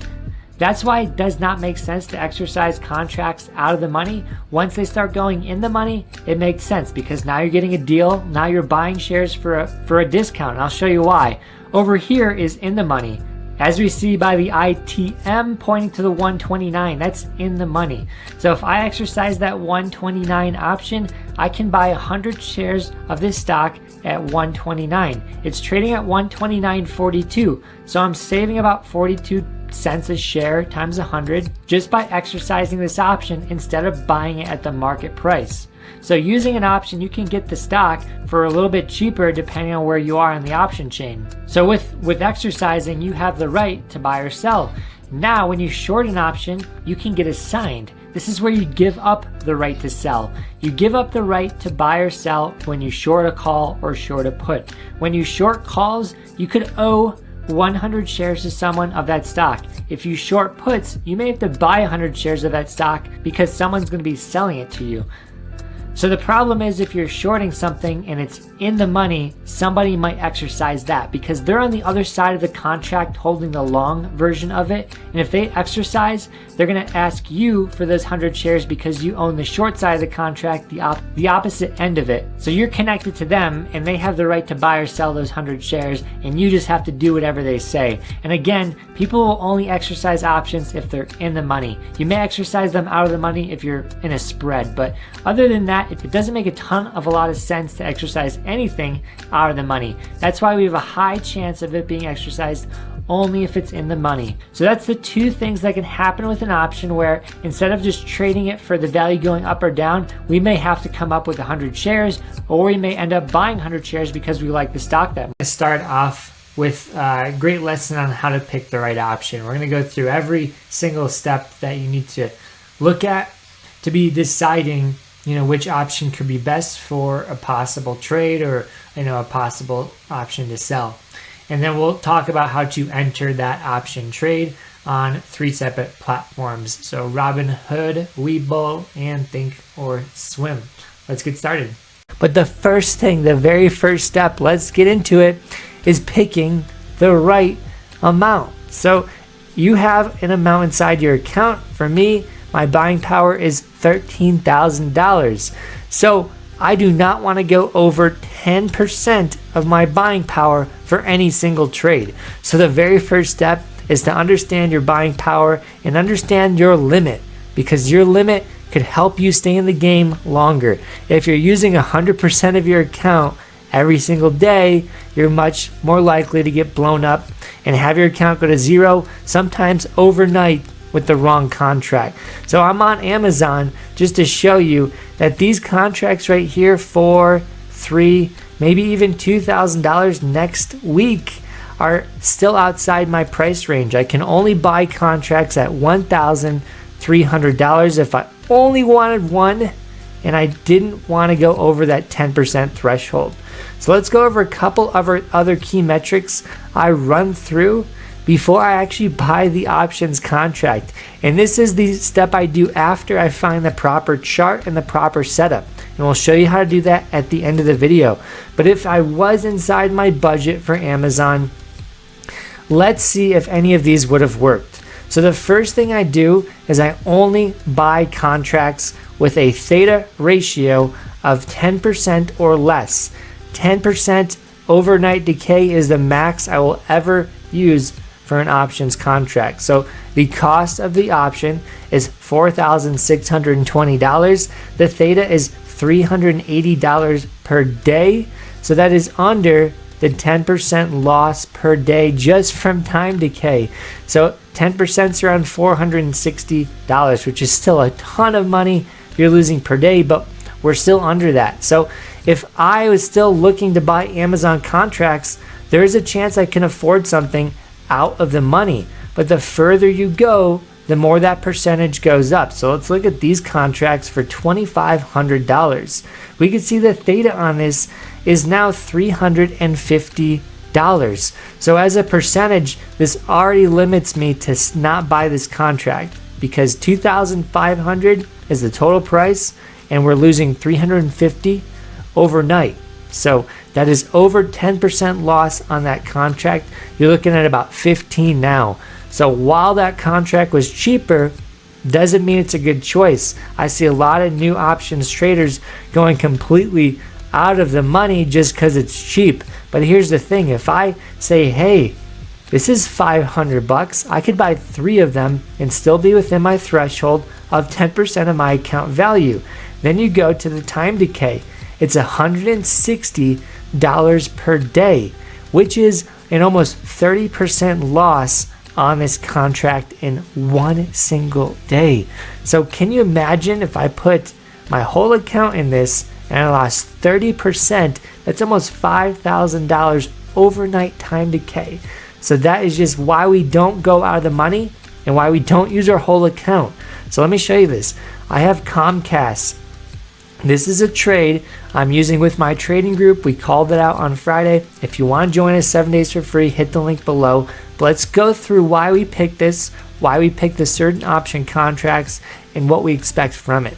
So first off, we'll talk about the chart later, but I am bearish on it. I think it's going to drop. So the very next step is I go to my trading platform, which, just for showing you this, just to show you what the process is, I do use Thinkorswim because it's visually appealing. And I go to the option chain. For now, let's show you 1 week out. We'll talk about the expiration date later, but I just want to show you if any of these contracts 1 week out would have met my criteria for holding a Comcast put. We can see right here, the at the money options are typically where I go right away. At the money offers the best leverage to time decay ratio. So it's risky, yet it have a lot of upside potential if it runs. If you go too far in the money, At that point, you might as well be buying stock because it costs a lot. So if we go in the money here, it's about $500 for a 55 strike for Comcast. So it's going to cost us about $5,000 to hold that type of leverage for $500. But I at the money can use a $70 price for the option to control the same amount of leverage for that 500. It doesn't have the same delta, but I'm still controlling theoretically 100 shares. So you're getting it for, let's say, about 70% off the price. You can afford maybe 6 contracts at the money and 1 contract in the money. So you do have 6 times the leverage theoretically. So while in the money is safer and better, at the money is where I like to go. Either 1 strike up, 1 strike down, 2 strikes up, 2 strikes down is where I sit on this. But let's get into this option. Is it right to hold? Is it right to buy? First off, $13,000. Yeah, I can afford 1 contract. I can afford a lot of contracts for $70 a piece. And the key to an options contract is you want to buy a couple. So if you buy a couple, you're able to scale out. It's very hard to hit 1 profit level every single trade. Sometimes you get close to it, and then sometimes you roar past it. We did see some of our trades last week. I'll show you this personally. This is coin hit 130% return. If I sold all my contracts, or if I just bought 1 and I sold it at 80%, I would have missed this 130% level here. These contracts ran for over thousands of percentages. So the key to trading options is making sure you can afford a little bit more contracts and stay within your budget. So for this, I could theoretically afford 20 contracts, which means I have plenty of time to scale out. I can scale out slowly and still afford to keep runners on, because you never know how far something's going to go. If it goes 1,000%, you don't want to be kicking yourself because you didn't hold. So here, it meets the criteria for affordability. Then we go to the theta, and it is at the 10% level. It is actually too close for comfort, but I would still think this was a good one based off of the leverage and the theta. So this is something I wouldn't mind buying, but it is just on the borderline of uncomfortable. Next up, if I go 1 strike lower, let's say I had a very small account, it's $500. I wanted to buy 1 contract because 10% of 500 is 50. Is this too much theta? And it's $5 on a $32 contract. So that is about 12 to 15% theta for that ratio on the contract. So I would not buy something like that, which means every single option underneath it is unbuyable, because theta is going to get higher and higher and higher as you get further and further and further out of the money. So the next ratio I check, once theta, once affordability, makes the checkbox, I do want to check the delta to theta ratio. I do want this ratio to be at least 2 or 3 the amount of theta to delta. So actually I want theta or delta to be 2 to 3 times theta. So I go here, I see theta is 6. That means we have $6 loss per day, and then delta is 48. That means if we move $1, we make $48. So if I go here, that's about an 8 times ratio. So that is great. That's a great ratio. Unfortunately, some ratios are going to put you out of buying these contracts, and that could be out of the money. The further you go, the worse this ratio gets. At this point here, theta is 4 and delta is 14. That's still about a 3 times ratio. So that is the lowest I will go. 2 times will be super risky, but the higher you go, the better chance you have of paying for time decay. And this is because the mere fact that if you do get a move in your direction, you're paying for more and more days of theta, which is the goal. You always want to beat theta. Theta is chasing you down. You got to run faster. So again, if we move $1, that's $48 added to this contract. We're looking at about $100 for the contract value. So that means we have, if theta is 6, we have over 20 days of time decay that we can afford now. So the higher delta, the better we are. compared to theta. So I check that, and I also check the volatility. It's important to know the volatility. It can price you out sometimes, but for the most part, you want to make sure you're not buying things too high.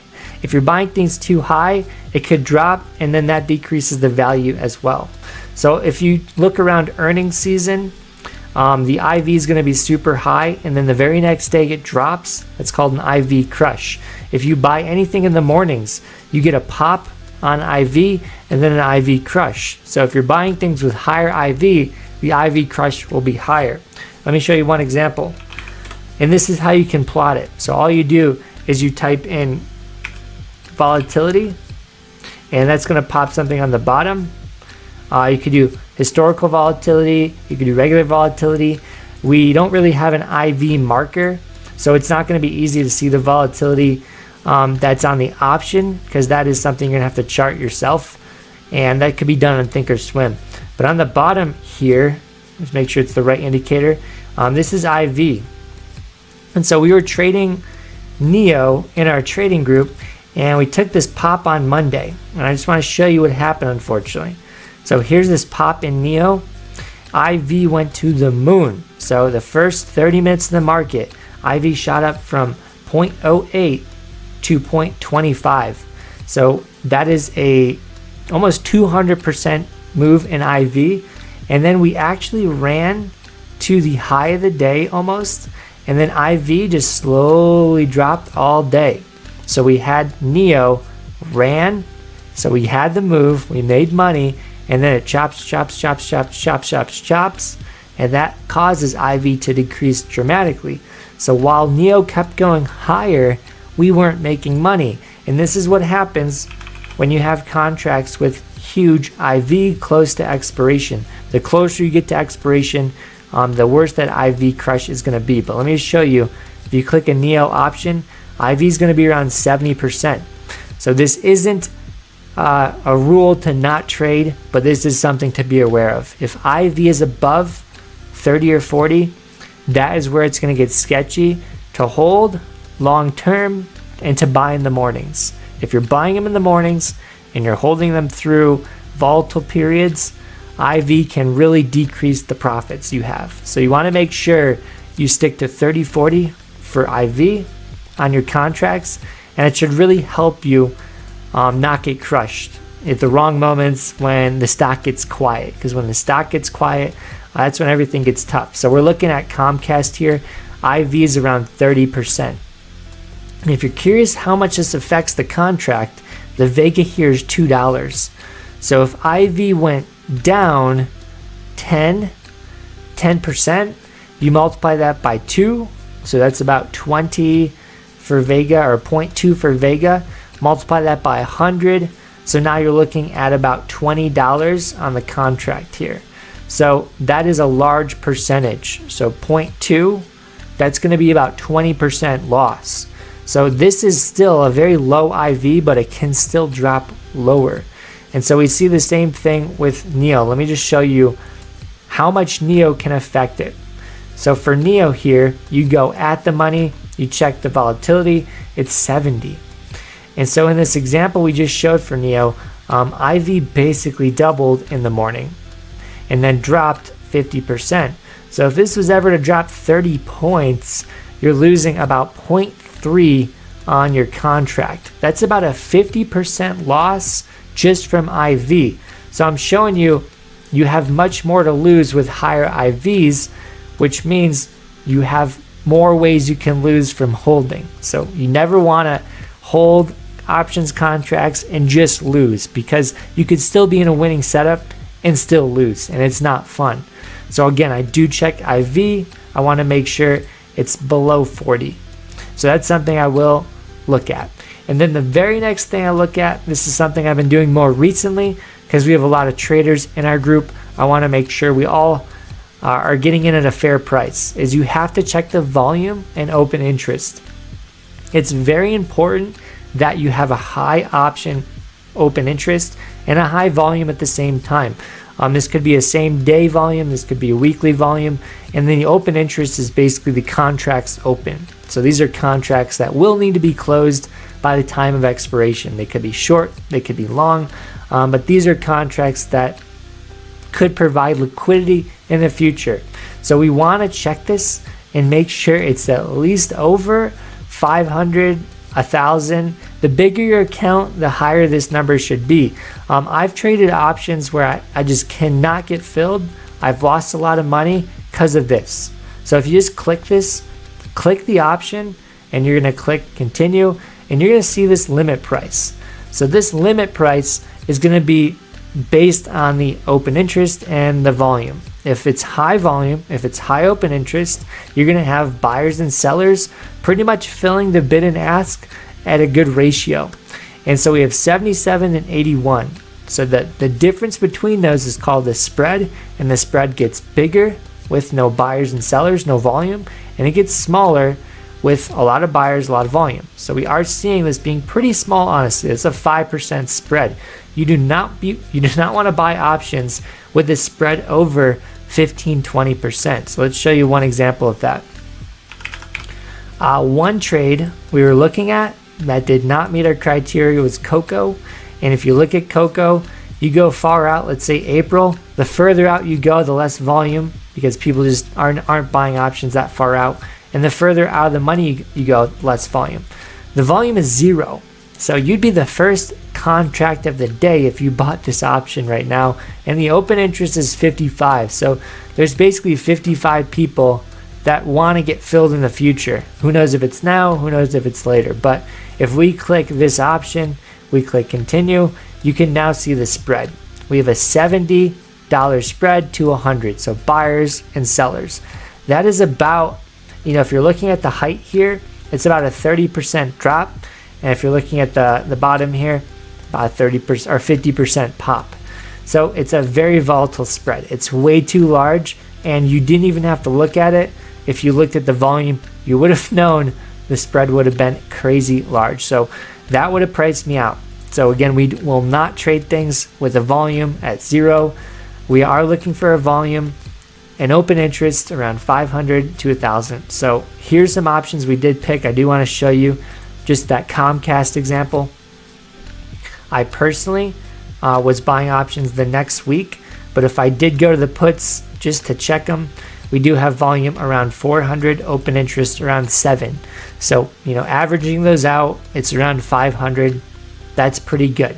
So that would meet my criteria for everything. This option, theta, under 10%. The delta theta ratio is over 3. And the volume open interest is right around 500 average. If you go to the option below that, the volume is 200, open interest 400. That's still okay, but you're going to have problems getting filled just a little bit more than if you were buying the ones at the money. The spread here is about now 12%. So the spread is getting a little bit larger. So we go down one more time. Volume 137, 160. So we're just getting less liquidity, which means you're going to have trouble getting in and out. We look at the bid-ask spread, 14 to 18. That's about 20% now. So you're looking at almost a 20% spread, which means you're losing that getting in and out. You're losing 5 of it or even 10 of it. So just to get in the trade or out of the trade, you are losing money. And the larger the spread, the more you're losing. One more time, let's go down one more, 73, and the spread is actually a lot tighter. So that is something could happen, but that doesn't mean it's going to be when you enter it. So when you enter it, you might actually just buy the last guy in line, and then the next guy in line is 10-20% higher. So sometimes it's tight, but it just could be a very small number, like one contract creating that. And here you see that the spread's even larger, one strike down. It's almost a 50% difference. So very, very volatile and very small number. So we have 71, 220. So I did pick the option contracts the very next week, and here's why. So this exact contract, if I go at the money, we have 60,000 open interest options for that. And the volume's at 975. So we're going to have a great time getting in and out, less problems. And that's exactly why we chose something like that. So if we click here, just check it one more time. The bid-ask spread is right on point. That's still less than like 5%. So right around that level. It's very small. So you're only losing half, maybe even a third of that to get in and out. So we talked about everything you need to pick the right option contract except for expiration date. And I want to save that for last because expiration date is related to the chart, and we all know the chart is the hardest thing to understand as a new trader. So I'm just going to show you a real quick strategy to understand price direction and then apply it to the option chain. So for one, I'm only trading direction, and I've talked about this way too many times. I hate myself for it, but we have blue and green clouds. That's bullish direction. Yellow and red clouds is bearish direction. Basically, I'm going with the direction of the clouds, and I'm seeing Comcast right here about to give me a cloud flip of red, and we're about to go yellow again. So I do think this is going to come down, back down to 49, maybe even 48. So I do see a $1, $2 move. So Comcast directionally looks good. What you want to know is how much time would it take to make that projected move. And that's where I use something called the ATR, average true range. This is how much the candle is moving on average. We can see right here, ATR, it's moving about 50 cents on average. And this is on the 3-hour time frame. If I go to the 2-hour time frame, the candle's moving about 44 cents on average. So that tells me how many candles I might need to wait to get my move. So theoretically, 2 candles could give me a $1 move, which means it could happen in one single day. If I go to the daily chart here for Comcast, the ATR is actually $1 per day. So we can see Comcast moving $1 tomorrow, $1 the next day, $1 the next day. So if we're in a great world where everything lined up, I could get a $3 move lower in Comcast and make money. But if I'm wrong, we're usually wrong on a magnitude of 2 to 3. Let's say 3 to be safe. So if you have a profit target for $1 down in Comcast, the ATR is 1, which means it should take 1 day to hit your profit target. You could be wrong by a factor of 3. So that means 3 days if you're wrong, and then it hits it. So that means options 7 days out could meet that criteria of being buyable and then getting that move. So 3 days out is where I'm looking for that move to be the max, and then 5 days out I could afford options that way. Unfortunately, you are going to suffer more time decay, but you still might not get stopped out if you have enough time on. So I added an extra 7 days to be safe. So instead of a buffer of 3 times or 5 times the move, I'm adding now about 10. So 10 times time decay till expiration. We're looking at Jan 21, and the move could happen in 1 day. So I have plenty of time on it, and I'm a little bit safer. So it just depends on what you're comfortable with. But again, we look at the ATR, we just put on a factor of safety. And if we think the move's going to happen 1 day, it just depends on what you're comfortable with. For me, it was about a 10 times factor of safety.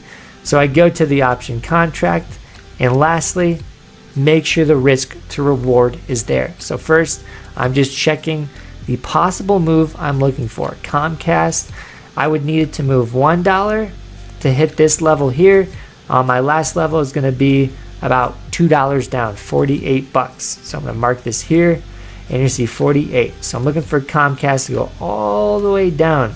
So now that's about a $2 move in Comcast, and I have 5 times the amount of time for the contract, so pretty great, above the 3 level. And $2 would bring this $90 contract to the 52 strike. So 50 to 52, $2 up. It would be about 100% difference from 90 to 228, 100% move in the options contract. That is the minimum I will ever look for before getting in. So the last part is risk to reward has to be there.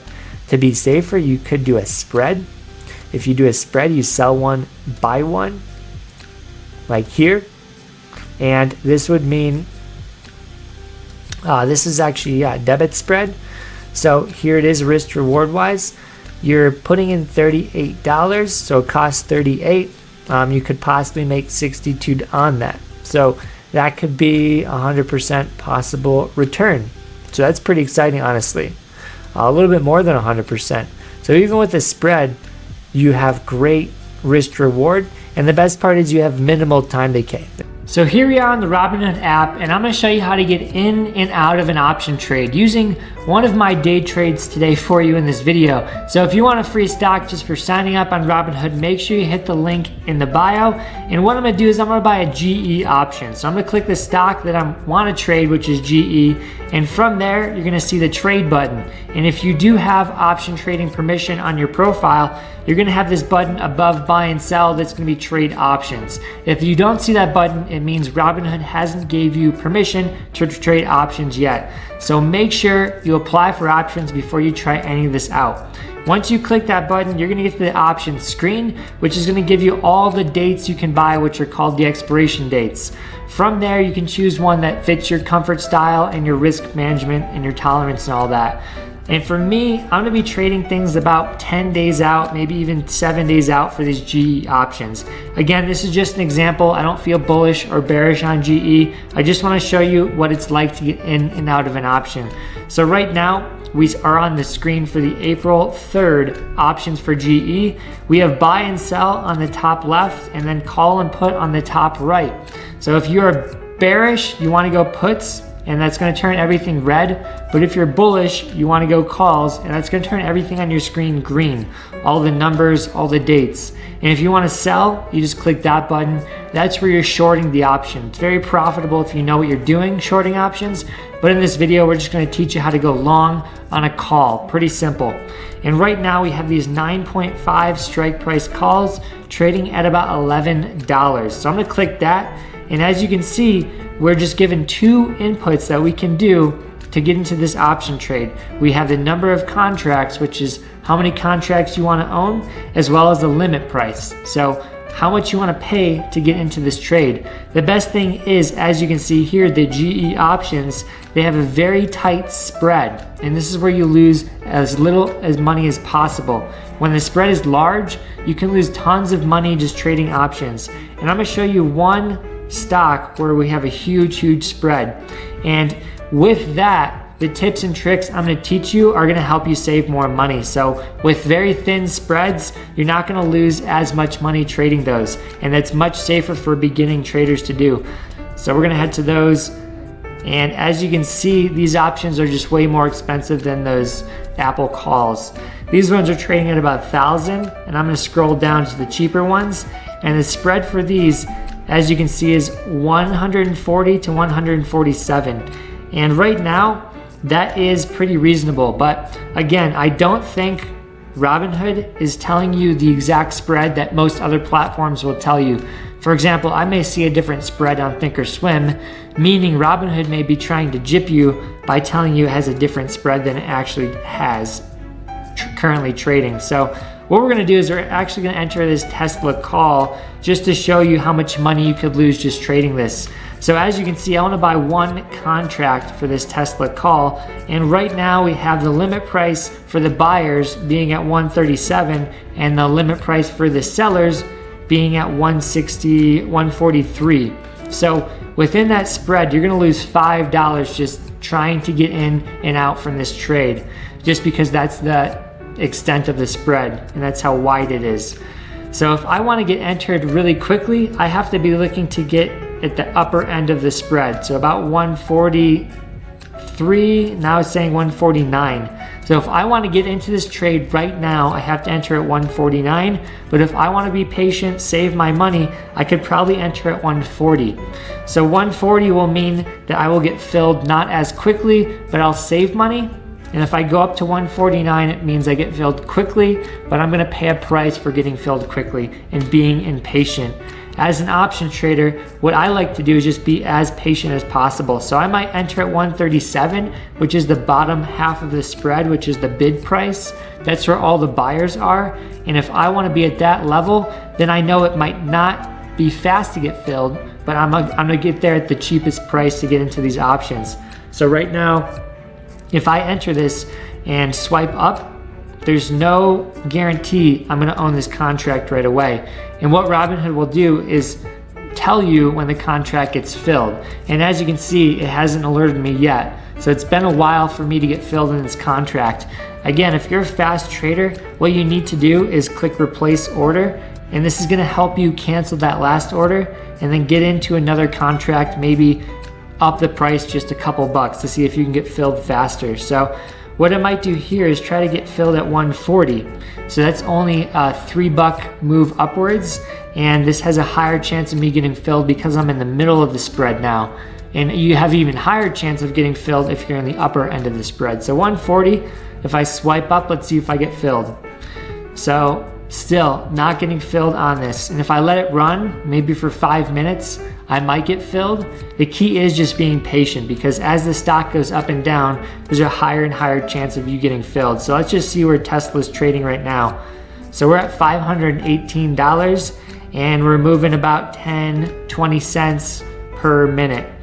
So within those movements, I might be getting filled. So what I'm gonna do is just let this run, and there we go. So we just got filled on that option. So I waited maybe 60 seconds for myself to get filled, and I got in at the best price. So as you can see, I'm only down about $1 just based off of where it's oscillating right now. And I'm gonna let this run for the rest of the video, and we're gonna exit this later, but that's how you get in the trade. If I wanted to exit this, I'll show you. I'll go to the main screen. Right now I'm down $2 just in this trade. Now I'm up $3. So if I click Tesla, and this is the option now, and if I hit trade, I can click sell, or if I want to buy more, I can click buy. Obviously I want to sell, so I go to sell, and I'm gonna try to sell this at 145. So let's make a $5 profit today. And that is just me trading the spread, honestly. So I bought at the lowest part of the spread. I'm really selling at the upper end of the spread. I don't need Tesla to move anywhere for me to make money. I just need the buyers and sellers to just bounce around some more. So that's the power of the spread. You can use it to actually make money, but you can also have it lose you money if you don't know what you're doing. And as you can see, this might take a while to get filled. Tesla's now at 136, and now it's at 138. So we'll let this run for the rest of the video, see where it goes. Maybe we get filled in Tesla later. But what I want to show you now is Webull. So this is a step up from Robinhood, honestly, because they have something called customer support. It's super important. Not many people understand the risk of being on a platform without proper customer support like Robinhood, which doesn't have the best support at all. You can't get in contact with anybody. But Webull, I found they contact you pretty quickly, and they're very efficient with that. And they do have option trading, which was added this year. So I'm very happy to show you this Webull platform.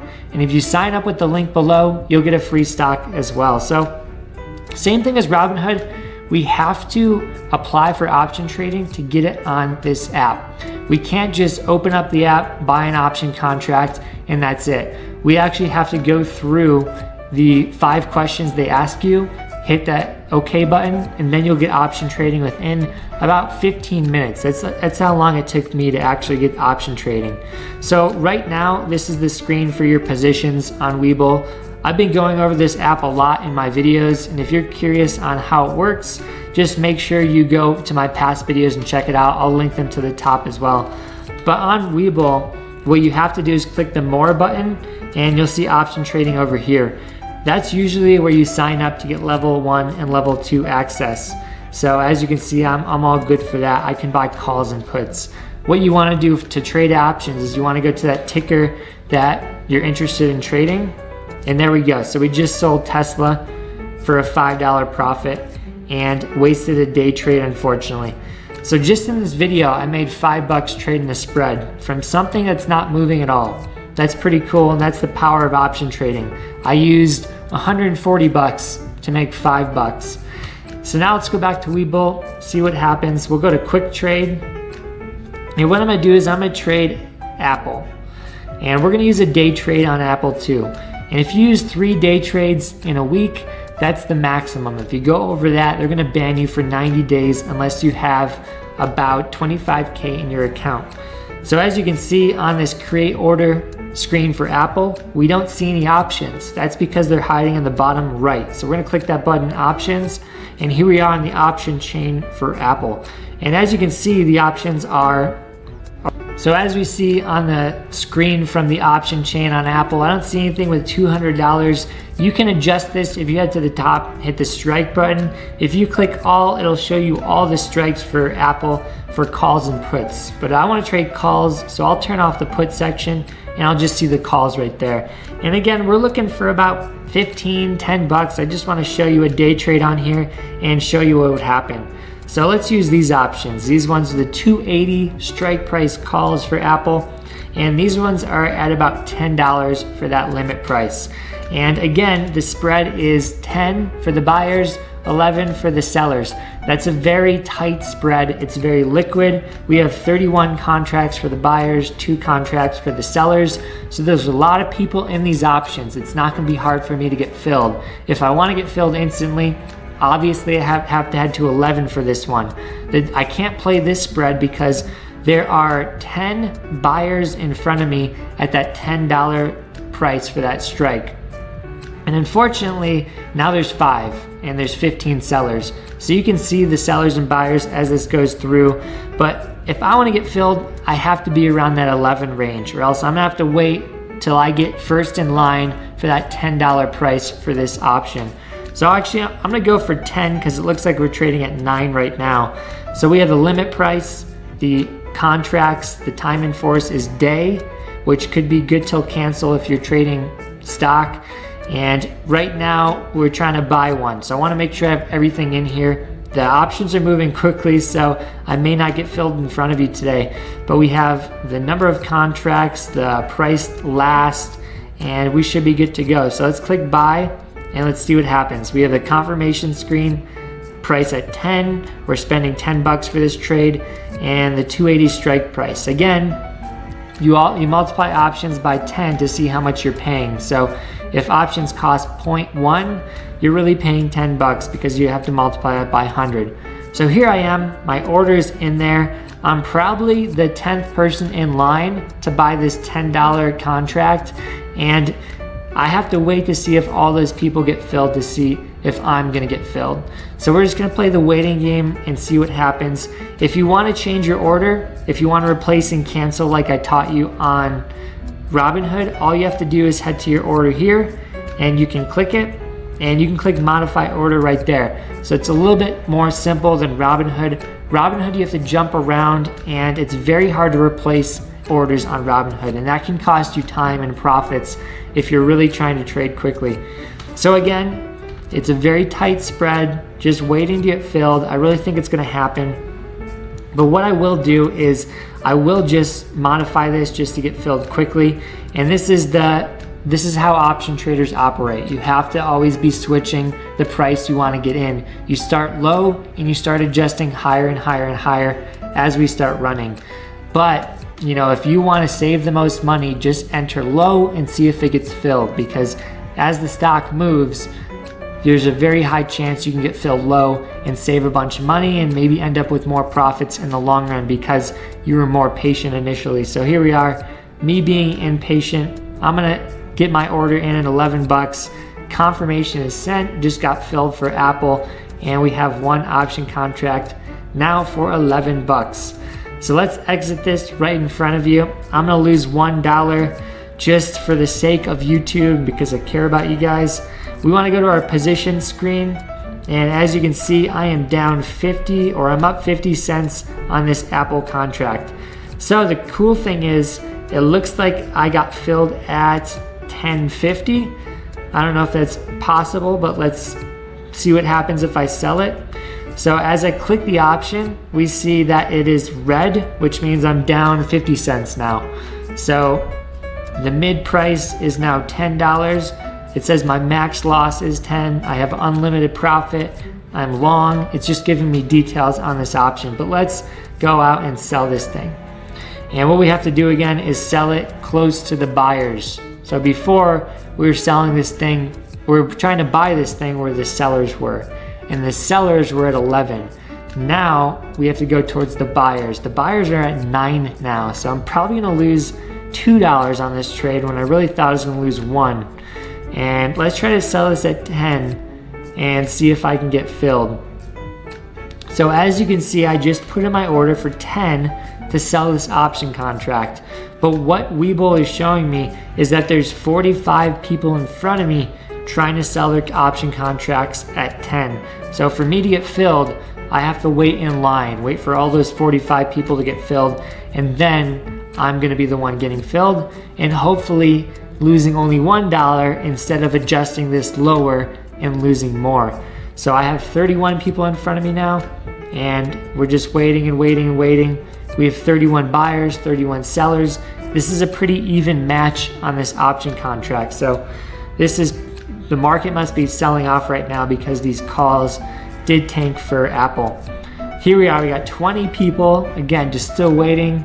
And what I'm gonna do, we're gonna head to Thinkorswim and just let this run, see if it gets filled. Oh, there we are, we got one person in front of me, and I should be getting filled up next. So, should be any second now, 10, 9, so not happening yet. So let's go to the main screen, just see where my positions are at. And again, still have that contract up, still have an open order right here, as you can see. So that has not been filled yet. Now let's go to Thinkorswim. So Thinkorswim, this is the most professional trading platform you can go with. And I use this one, I trade it all the time, and this is probably my go-to platform to get into and out of trades really quickly. So the execution time is just so fast on Thinkorswim. And Webull, it's definitely fast. Robinhood, it's a lot slower.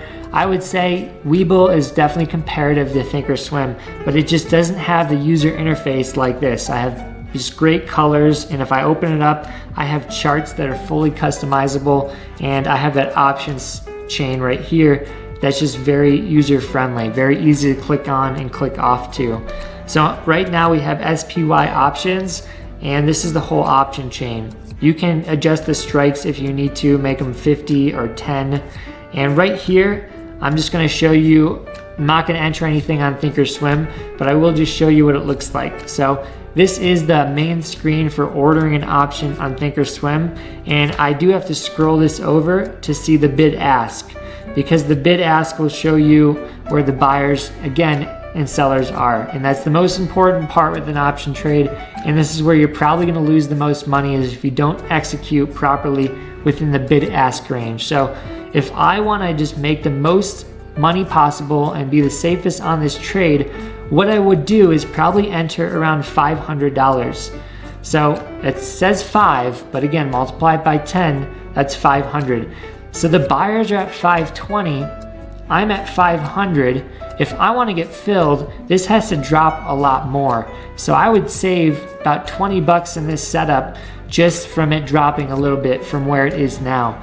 So right now, if I enter at 520 and then it drops, I'm down 20 bucks. But this is the most conservative thing I would do as an options trader, is try to get filled far back as possible, even outside the spread. So I kind of want to be behind the buyers, because sometimes when it drops from all the noise happening, it might end up filling me, and then that's where I'm going to be making more profit in the long run, because I was way more conservative on my entry point. So as you can see, since I was talking to you, this option has traded from about 510 to about 530. So that's almost 5 to 7% gain just in this movement from me talking to you. So it's very important that you are very, very conservative trying to get into these trades. So here I am. If I'm not getting filled at 5, what I will do is start to chase it. Now we're trading at 550. Again, 10% since I've been talking to you. You could have made in this trade 50 bucks off a $500 trade. So if I didn't get filled at 5, let's try to get filled at 525. And what I would do is have my quantity say 1, my limit say 525, and all I have to do is click confirm, and you can also do good till cancel. which is not what you can do on Webull. This is very specific to Robinhood, which is nice. We'll be going over Candlestick 101, the top bullish and bearish candles, trends, reversals, and at the end of the video, I'm going to release a simple entry and exit system based off price action that's going to help you enter and hit more winning trades with good risk to reward. So first things first, the bullish candle is one where we open at the low. Where you open is where the body starts, and then where you close is where the body ends. This candle typically runs whatever time frame you're on. This could be a 1 minute, 3 minute, daily candle. Whenever the time frame closes, that's when the candle closes as well. What happens mid-candle while it's forming is sometimes price action goes under the open. And that's where if we get back over the open, like we revisit price action lower, come back higher, we form a wick. And this would be a bullish wick because the market's dropped and then rallied. So that means the bulls are in control. But then up here, we run to the high and then the bears bat it down and then the candle closes at this level. So this tells me that we have a bearish wick and a bullish wick. The bullish wicks happen at the beginning when the candle's forming, and then the bearish wicks typically happen at the end. And then this is the major key you need to understand. This candlestick guide alone is going to make you a ton of money if you can recognize these in the moment. So and we'll go over some examples of where these are in the charts and how they are relative to the trends and how they affect you getting in, you getting out in the markets. But the most important candles are on the extremes. So the massive green candle here, and then the massive, we call this inverted hammer here. Those two candles are extremely important for your success if you can spot them. And these are going to tell you when to play with the trend and when to play against the trend. What you don't want to do is play within the middle candles. These are your not high quality, not great for continuation or reversals, kind of just blah. These are your 50-50 coin flip candles. It could go either way on the next couple. These are where the wick is going to be like 20 to 50% of the candle. So the body's 50%, the wick's 50%. The body's 60%, the wick's 40%. We want to only play candles where the body's 100%.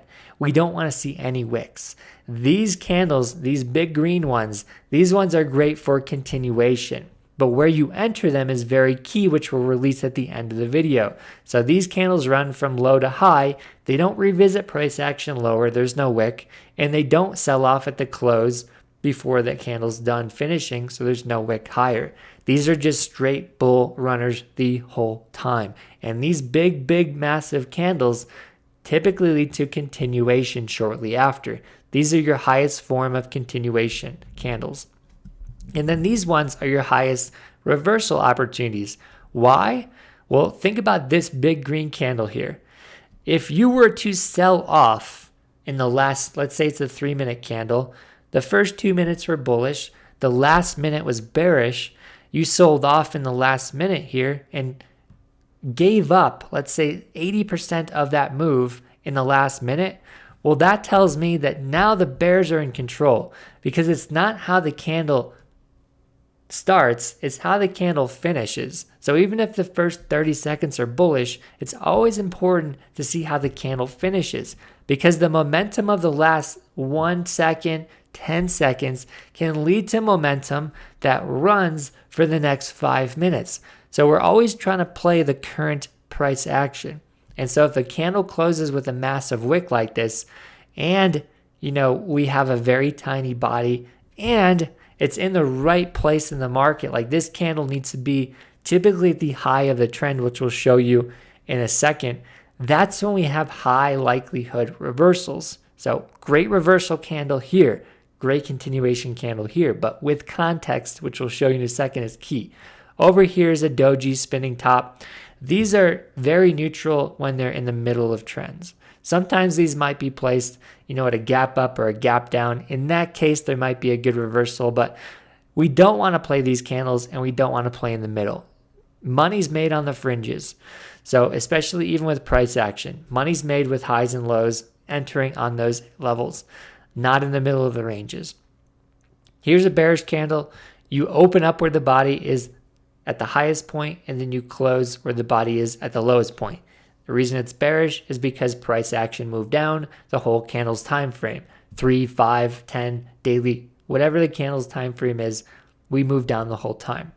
Again, this is a bearish wick because we ran higher initially and then we sold off. The market pushed us down. So the bearish wick pushes down pretty quickly here. And down here, this would be a bullish wick. Market drops underneath. Basically, market keeps selling off, but then runs up. And then in this case, this produces that wick at the low, and we close kind of middle of the candle.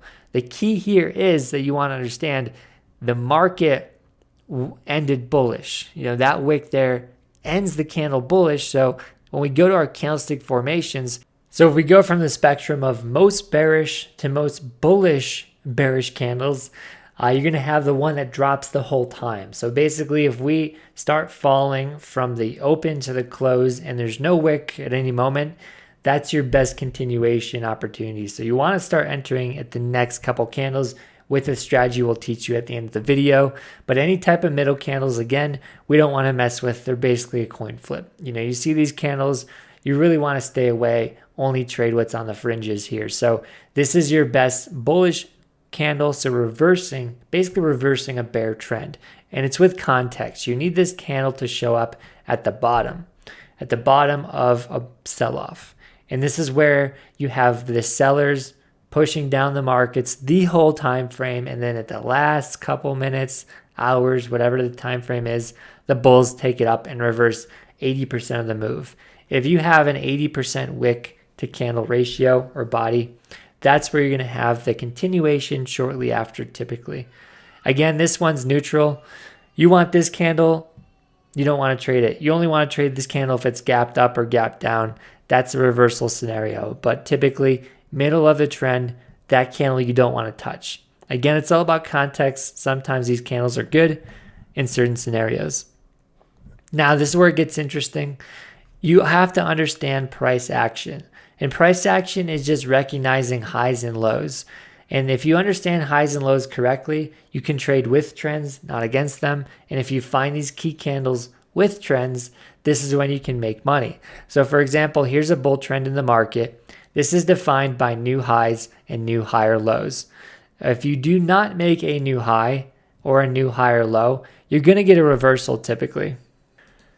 And soon we'll talk about how this reversal can be spotted. There's a 2-step process, 2 confirmations you look for. But you can see from this example, here's your high on this trend. And then when you break down, when you sell off, this is your higher low. So your low is what down here before. This is a higher low. So that's a bullish trend confirmation. And from this, you always want to make a new high. And then your next pullback needs to have a higher low. Every time you make a new high, your next pullback needs to have a higher low. This has a bull trend the whole time. And when you stop doing this, again, that's when the reversal can set.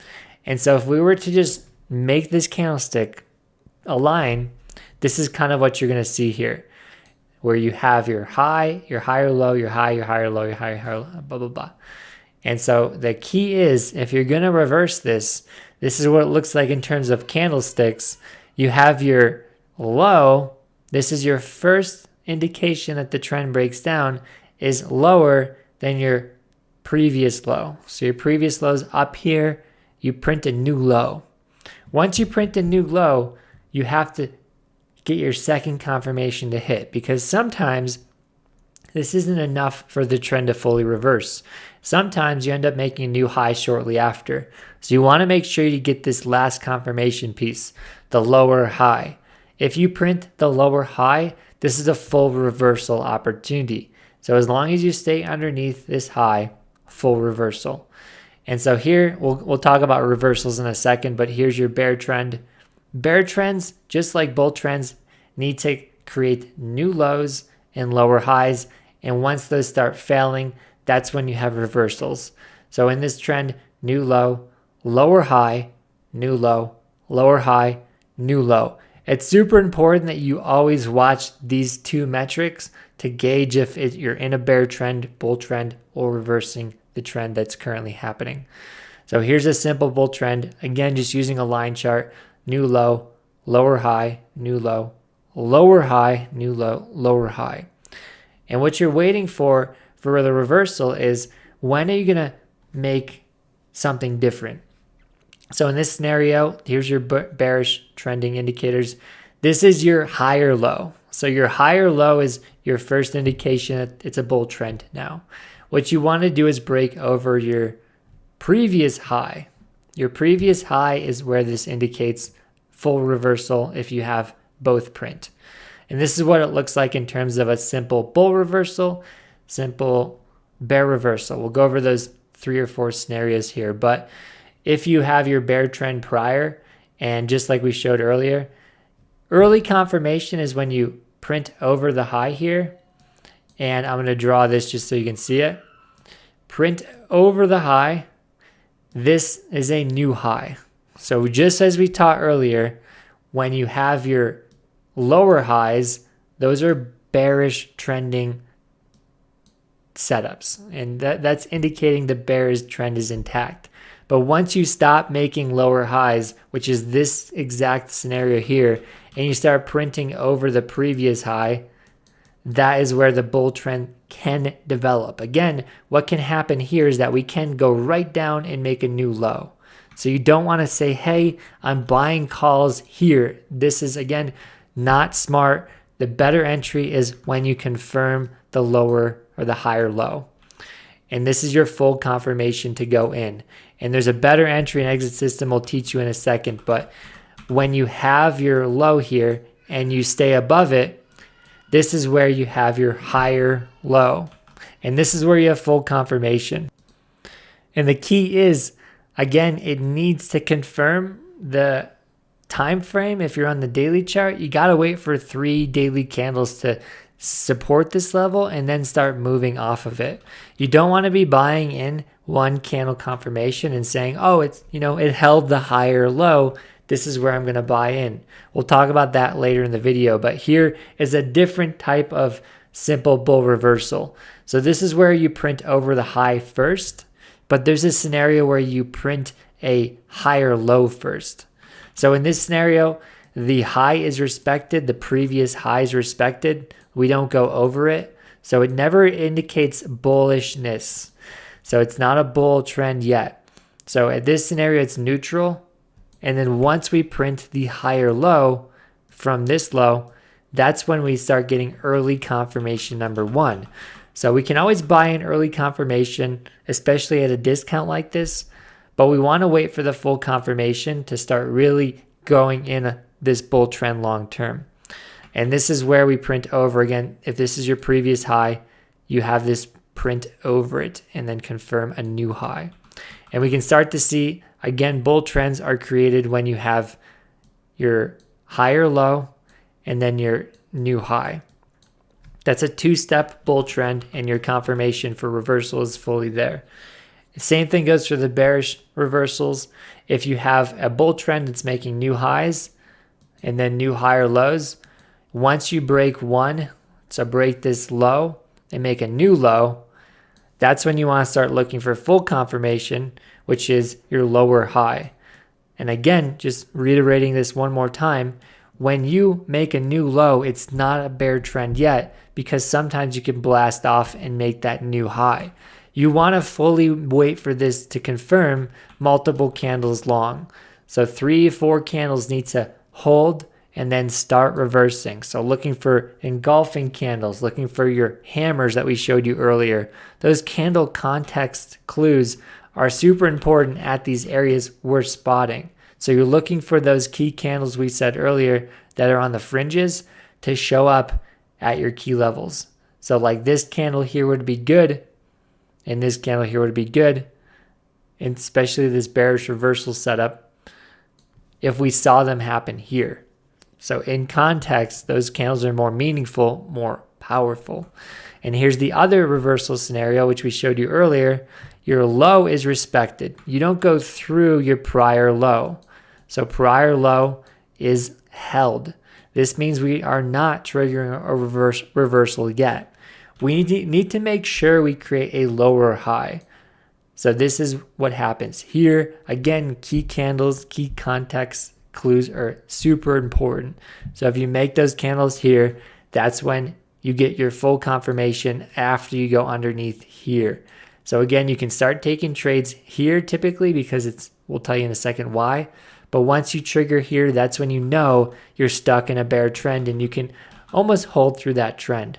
And you can see why, if you've been trading a while, this is a head and shoulders. So I'm not speaking off of like random patterns. Price action shows itself through what others deem as like certain common patterns. So this is your head here, and then here's your left shoulder, here's your right shoulder. So this is a common breakdown pattern, and only because of that price action and price structure we discussed.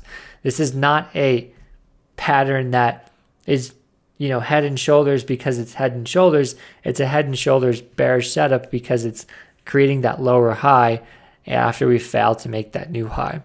So let's go into the overall markets here and show you exactly how you can utilize this setup day to day with a safe entry. So I'm going to be giving you an entry and exit system I talk about a lot on this YouTube channel and showing you how it applies in the markets. So for example, we see Tesla, and I was talking to some of our coaching students. We see Tesla right here breaking down. And again, if you do want to apply for coaching, there's a form to fill out on this guide. You can also click the link in the description, apply to be one of my personal students, and hopefully learn one of my best systems within 7 to 10 days and get more consistent. So you'll have mentorship from me. You'll have a coach in your sidelines. And if you do want to apply, again, click the link in the description. Personal coaching is for limited amounts of students, and we don't take on everybody typically. But this is the type of stuff that's really key for hitting great trades. I want to show you this for free, but here's your high. We talked about this on one call today with a student, but here's your higher low. Here's your new low. Here's your higher low. And then there's your new low. And what we have, the next candle is the break, this reversal setup. So I'm going to mark this red because that's your bear trend. And I'll put this up here just so we can see it as a line form. Sometimes as a line form, we can see it more structurally sound. So new low, lower high, new low, lower high, new low. And then what happens next is that we go from the bottom, create a new high, a higher low, equal high. This would be equal low. And then that's when we start to base and go. So if we compare this from the prior trend, this is what happens here. And this is what I would deem the bull reversal setup. And again, this is going to make you way more money than following indicators, following random people Discord. But here's your prior high. And what we see is the break on that. And this is where you start to get your bullish shift. So prior high right there. And that's fully broken. And so that's our first confirmation piece, just like we taught here. First confirmation piece that we're going bullish. And what we want to do, and this is the key of why I say buy the discount dip only, and especially here in this scenario, you can be buying in early even if you don't get this new high. The discount dip is always the key because of risk to reward here. So prior high gets broken. We're waiting for that discount dip. And so if I go to the chart here, we see the discount dip holding. This is now full confirmed bull trade right about there. Because why? Here's our low. This is a higher low. This is full confirmation because we have a new high and a higher low, which is your two-piece confirmation. And what you want to be doing as a trader, and you want to get into this habit, is always buying the discount, especially if you start getting this trend reversal. Because if you buy at the highs, you don't have a lot of opportunity to profit. You're limiting your upside buying at the highs. So what you're going to do is take your 50 fib, take the low, and the high and only buy in when you hit the 50 fib. And if you can do that, you're going to be buying in safer. You're going to be having less risk to the downside, less you can lose, and more to the upside. So increasing your risk to reward, increasing that to like a 2, 3, 4 to 1.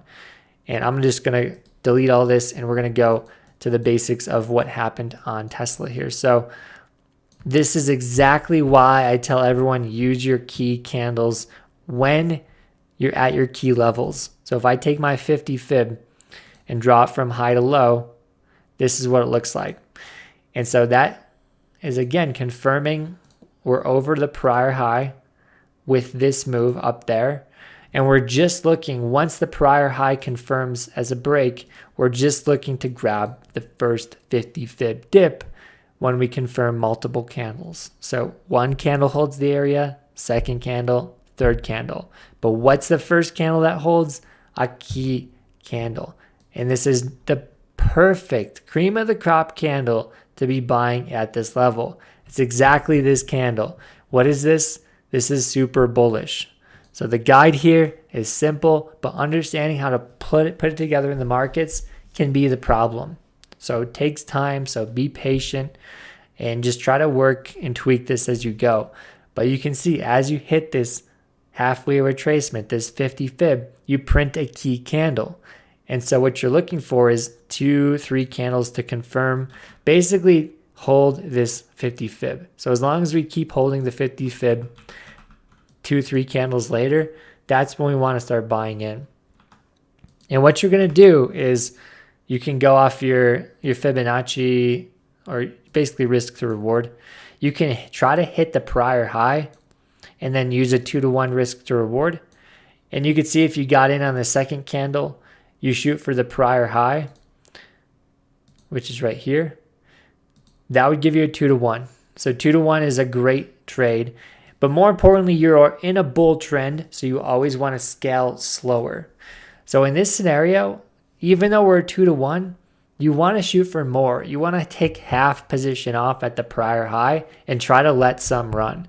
So whenever I'm in a trade and I hit my profit zone or even halfway to a profit zone, we call this risk off in the Discord.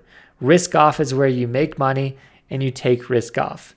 If you can do that, you won't have a red trade, a green win turn red because you managed it properly. Let me show you what happened. Yesterday in the Discord, we hit this put entry in the markets, which is around the 50 fib of where the range was for the day. So we're buying at the discount area and we drop right to risk off pretty instantly. So our puts go 12% up. More importantly, later in the day, they went for 300% in the Discord. But at some point in the trade, I made sure it didn't go red. If it went green for me at a certain point, I made sure when it hit risk off, I moved my stops to break even. The point is, if you hit the top of the profit zone, you want to move your stop loss up to there. And here's one last trick that's going to really help you know where to take off profit for your runners.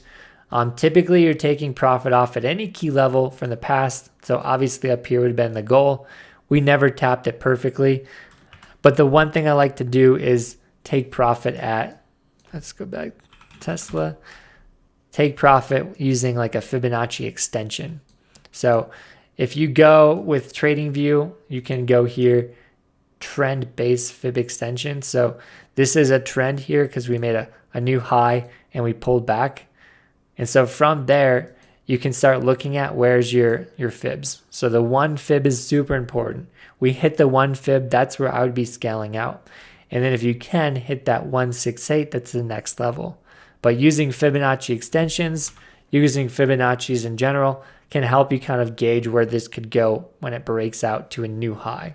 Sometimes gauging these new highs is extremely tough.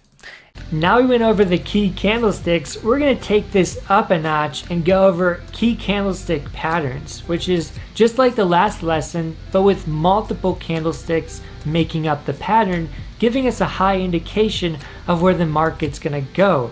So these patterns we're going to talk about are the most popular ones for predicting continuations or reversals in the market. And inside this lesson, I'm going to teach you exactly my favorite ones and how to spot them on your stock charts. Let's go.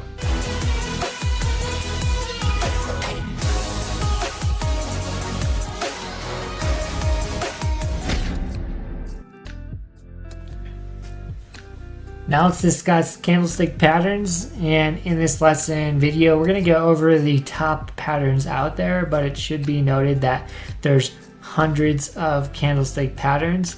I just want to give you a taste of what I like to play, some of my favorites, and explain them a little bit more in depth, but there's tons of books, tons of resources to expand upon this that I urge you to check out if you're totally interested. But my favorite setups are going to be inside my bulletproof books 1 and 2, and those are free within this course, so you'll be able to find them inside the course. But a candlestick pattern, we're going to talk about what it is and then go over inside candles, engulfing candles, 3-bar play, 4-bar play, shooting star, piercing line, dark cloud cover, and then the 3 bullish/bearish soldiers, and then the tweezer top and bottom. So that's going to be the top candles I like to trade. And a candlestick pattern is just a combination of 2 to 4 candles that helps traders understand the market with a high likelihood chance of predicting it. So when we see these candles, we typically think the market's going to do something. And statistically speaking, the reason why these are popular is because they have an 80, 70, 90% chance of producing continuation or producing a reversal. They're popular for a reason, is because time and time again, we see similar results with them. The first popular candle is going to be the inside candlestick. So what this is a continuation opportunity. An inside candle, if we have it after a trend, after a big move, we like to look at this as an opportunity to get the next big move. So an inside candle is where we have the huge range that was set previously. It's typically a very big candle. And then the next candle is inside, like the open and the close. So this is like a bullish candle here. The next candle is inside of it. And so the next candle here is inside of both of these candles. And the next candle here is inside of all 3 of those candles. So there's this candle is like setting the range, and then we know that this is inside that range, this is inside this range, and this range, and then lastly this is inside this range, and this range. So we have a lot of different inside candles, like Russian nesting dolls. The key for understanding this is to know that we have to be inside the body. So if the candle is down like this, that's not an inside candle to the first one, because it's made a low. So it's open. This open is higher than this close. So it's not inside that prior range. And the other thing we want to check out is the color, which is not really important. So it doesn't tell us one way or another what's going to happen. An inside candle, is going to flip a lot of colors for the most part. It could be red, could be green, but we just want to look at these candles as opportunities for a potential move coming. And then the wick is optional. So when people ask me, is it an inside candle if, let's say, the wick is inside? And I think, like I said, it's optional. So the wick could be like here. It could be well over the prior candle body, and I still consider this an inside candle. The wick could be down here, and so this is still inside the prior candle body, but the wick is not. I consider this an inside candle. So the wick does not really have to be inside. I'm more so looking for the body to be, but some traders have different expectations or preferences, and maybe they want the wick to be inside and they've seen it enhance their trading and that's what they like to find. But for me personally, it doesn't enhance my trading when I look at the wick. But as we go through this course, all you're trying to do is figure out your trading strategy and what's going to enhance it, what's going to hold you back. It's so important to just try stuff, and if it works, we call it enhancing. We want to keep it in the strategy. If it doesn't work, detracts, creates some bad results, we want to take it out of the strategy. The next candlestick setup I like a lot, one of my favorite ones all time, is the engulfing candle. So instead of sitting inside the candle range, this is where we basically eat up the prior range. So here's like the low, here's the high, or the open, the close, and then the next open and close just surpass it. So we surpassed it. We are totally engulfing it from bottom to top. So this is a bullish engulfing candle. And what we want to understand is this is a continuation setup. When we see an engulfing candle, we know there's a very high chance of another continuation candle, another run, another move in the market higher. So this is a great candle for playing movement in the direction of that candle. And you're probably wondering, what about the wick? So this candle has no wick. That is ideal. You want an engulfing candle with minimal wick. So less wick the better. Wick is not a bad thing. This could have had a wick there and it could have been still. It could have a massive wick. Maybe this wick is most of the candle, like half of the candle. That still can continue from there. So the wick doesn't mean it's not going to continue. Has a less likelihood chance, but it just means that we just want to see bigger candles. Those are our favorite candles in terms of strength. So the wick is something we'll just have to figure out and dabble with in our trading strategy and see what type of wick makes this setup not the best for continuation. But again, larger candle the better for strength. And then here's an example of a bearish engulfing candle. So here's the open, here's the close, fully surpassing the prior open and close. And again, people are going to ask, hey, is the wick included? Do you need to pass the wick? And again, that's optional. Anything with the wick is up to your discretion. This would have been an engulfing candle in my mind if we just passed the body and not the wick. So that would have been still a great trade opportunity, and that would have been something I would have looked for another move down. So engulfing candles are continuation setups. When we have a bearish engulfing candle, we're looking for just another move down. So we have the next candle show up, we move down. It's important to know that we want these candles to close like this. Engulfing, we want them to close strong. If this candle had 5 minutes left, we want to make sure it ends the time frame so we know the candle is going to be just like this. Because what can happen is it looks like an engulfing candle, and then 5 minutes is up, and every minute, we go higher, higher, and higher, and then it becomes something like that. So it doesn't engulf, and it ends up with like a major wick lower. So if that's the case, we're taking the trade a little too early. We do have to wait for time frames to end to know if these candles are going to be a certain way. So we have to really make sure we're patient. So if we're jumping into this with time on the candle, it can completely change by the time the time frame ends. The next candle is going to be the 3-bar play, and this is actually really similar to the prior two examples. We have what could have been an engulfing candle, but we consider this like a very strong candle, so very large with minimal wick. And then the next one's going to be your inside candle. So the body is inside the previous, and more importantly, we're holding like the 50% retracement. So if the middle of the candle is here, this candle doesn't go underneath it.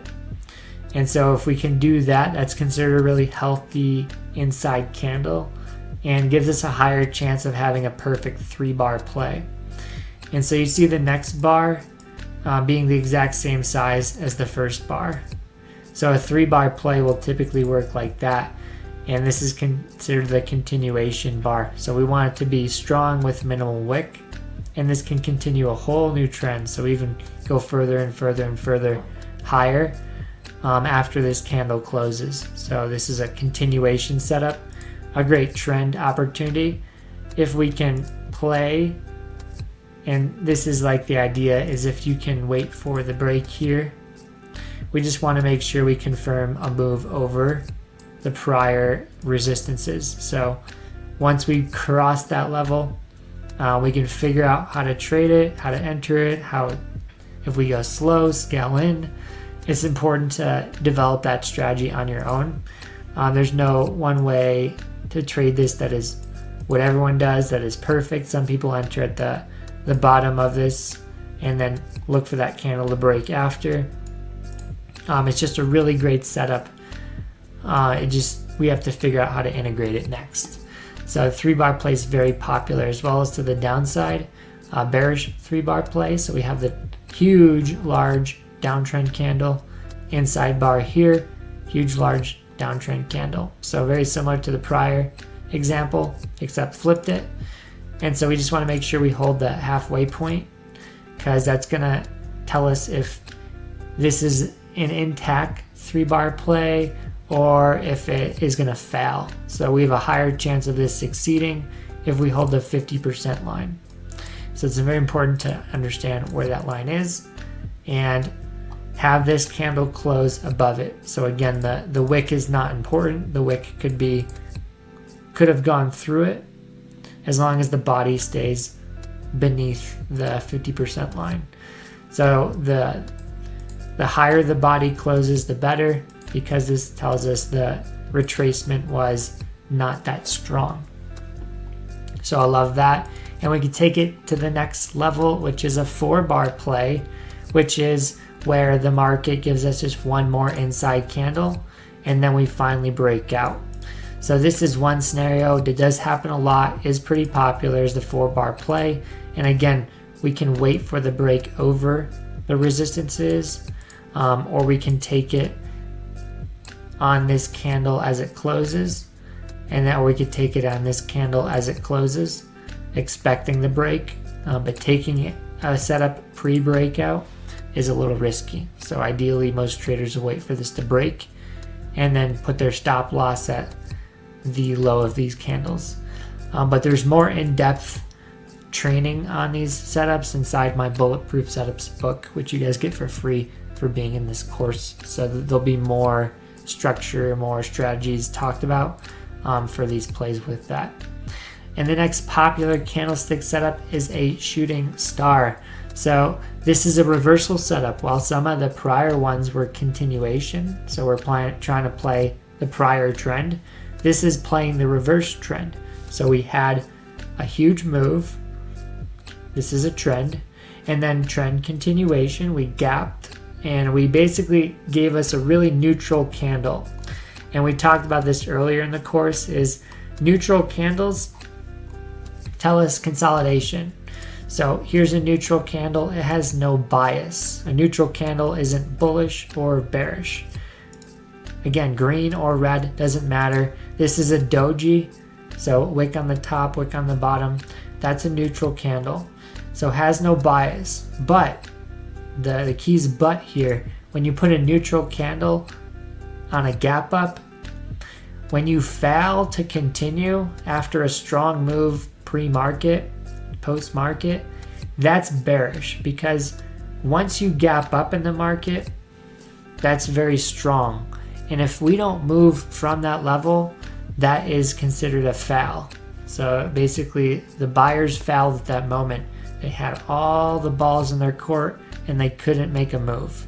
So when they failed to make a move on that gap, we look for this opportunity here, the shooting star, which is gapping the next day. So gapping down the next day, and we get a full on sell-off. So we close the candle at the low.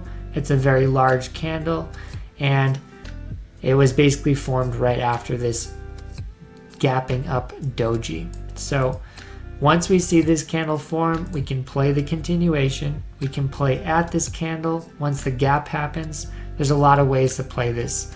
What's important to note is that this doji here doesn't need a color. You know, it could be red, it could be green. It doesn't change the fact that this is a shooting star. So a shooting star I don't have any, it doesn't need to be one color or the other to have this setup work. The key is this gap down the next day. So we just want 2 gaps in the market, a gap up and a gap down. And then this middle candle needs to be a really tight doji candle. So a wick on the top, wick on the bottom, tight body. So here's a bullish shooting star. So this is a reversal setup for the bulls. So we run down, very bearish, we gap. So a gap is extremely bearish, and then we just don't push. So a very tight range. They had the opportunity, ball was in their court, they couldn't move the stock lower. So that tells us there's a lot of interest down here. There could be a lot of reversing if we foul, which we do. So we gap up and we run to the highs, no wick. No wick is very important. No wick tells us this is the strongest candle possible. We just want to see large candle as well. So it's important that we have a gap up the next day after the shooting star. Color, not important for the shooting star. Yet again, could be green, could be red. Doesn't really make or break the play. Next up is the dark cloud, which is a reversal setup. So playing reversals in the market are super lucrative because that is the beginning of a huge possible move. If you can nail the top of a move and the bottom of the move, you'd make the most amount of money possible playing that whole move. So reversals are attractive because of that. So what we're looking for this setup is a major, big, huge candle. This could be no wick at the top, minimal wick. We just want to see this being a very large upwards candle. And what we want to see is a gap up. So the market gaps up here and sells off. Drop. So the gap up is optional. Sometimes you could just have it be like this, where the next thing is going to play a more important part, which is the halfway point of the candle. So here's the 50% retracement level. Like we talked about in a 3-bar play, if we can hold this, that's where the bulls can still take this and win. But the minute we drop through the 50% line, this is where true trend changes happen. So that 50% mark on a huge candle is where everything goes bust. Once we get underneath it, that's a great reversal setup. So all we're looking to do is play the next drop, the next drop, the next drop. So ride that continuation down. We do want to wait for this candle to close. You don't want to take it too early. As you know, the time could, if there's extra time on the candle, it could hold the 50% mark or even run all the way back up here for a very bullish candle. But if we do close it on the time frame under that 50% line, that's considered a dark cloud cover. So great setup for a drop. Next is going to be the piercing line. So this is a bullish reversing candle. This is where we're dropping in the market. Great huge candle, a lot of strength, gap down, fouled.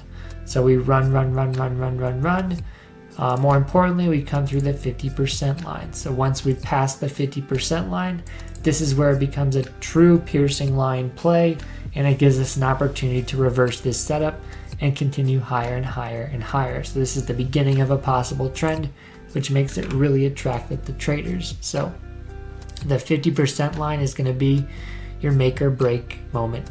And I do want to point out that gaps in the market dictate direction and give us a better indication on who's winning. So if we gap and we do not continue, it tells us there could be a reversal. So that's basically what these dark clouds and piercing plays are. They're gaps that don't continue. So gap failures. And so gap failures are just extremely weak for momentum and great for a momentum shift. Now let's talk about a momentum play. 3 white soldiers and 3 black crows. This is where we have 3 candles pretty much the same size, all moving up with minimal to no wick. So anything that has a strong open to close candle like this is setting a new trend. We have room for continuation. This is really attractive for traders to play once they see 3 of these candles in a row. We don't like to enter on the second. We like to wait for a full set of 3 to know that this is a true trend. So again, ideally we want to look for really strong candles. Minimal wick is the goal. The downward candles are here, down, down, down. Same thing, minimal wick. Very strong candles, could be large candles, closing from open to close all the way down. Last two candles, these are some of my last favorites, the tweezers. So this is where we have, could be an inside candle, could be just two candles together that have an equal wick. So an equal wick is called a tweezer, looks like a tweezer, and you can see that this is an opportunity for a reversal or continuation. So we don't really have a bias on where this goes in the long term, but if this is two wicks, we look for the movement to happen up because the wicks are pointing down. We want to see this go up. So this would be a move higher because of those wicks pointing down. So this could be like the trend before this could have been going up or down, but it's important to note that the wicks are going to tell us what could happen next. But the prior trend could be anywhere. It could have been bullish or bearish. But in this short term, we just play this the opposite of the wicks. So if the wicks hit the same exact level and we have these close like this, we just look for a move higher. So candle color is not important. Could be two red candles, could be two green, could be one red, one green. Not too important. Next up is going to be the tweezer play down. So this is a toppy play, and we're looking for equal wicks yet again. Equal wicks, we play the opposite direction of the wicks, and candle color isn't important. So this could be great for reversing, great for continuation. Judging by the prior trend, who knows where it was going. But in the short term, we are looking for the move to happen in the same direction as the wicks. One key thing is that on some platforms, and major bonus is they will auto plot these candles for you if you're interested. So Tradingview, if we go to indicators here, we have a great section called technicals, where some of the stuff we talk about throughout this course can be automated. So you could look at auto drawings. So these are going to be flags, pennants, double bottoms, triple bottoms, head and shoulders, as well as the thing we just went through, which is candlestick patterns. So like I said, there's thousands of patterns that are really popular in the market, and we just went over 8. But the more popular ones, if we can just have them automate on our platform, it could save us time, could save us a headache, could save us the frustration to figure out where they are. So let me show you one of them. We'll look for maybe the morning star. We'll look for spinning tops. Oh, here's 3 black crows too. And you'll see it'll just start auto plotting these now. So here it is, spinning white top. There's a popular candle. As you can see, a huge sell-off right after. If we go here, this is a spinning black top, huge sell-off right after. Spinning black top, huge sell-off right after. Spinning white top, continuation. Spinning white top, reversal. So this is really cool and helps us learn as traders. So you can actually just throw this stuff up and learn the candlesticks. If you're not great at spotting them, this can help you really accelerate that journey figuring it out. Let's go into the next lesson.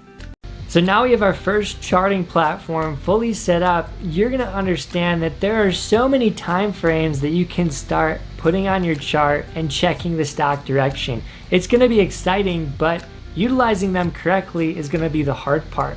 I've been doing this a very long time, and I know exactly my favorite time frames and what they mean.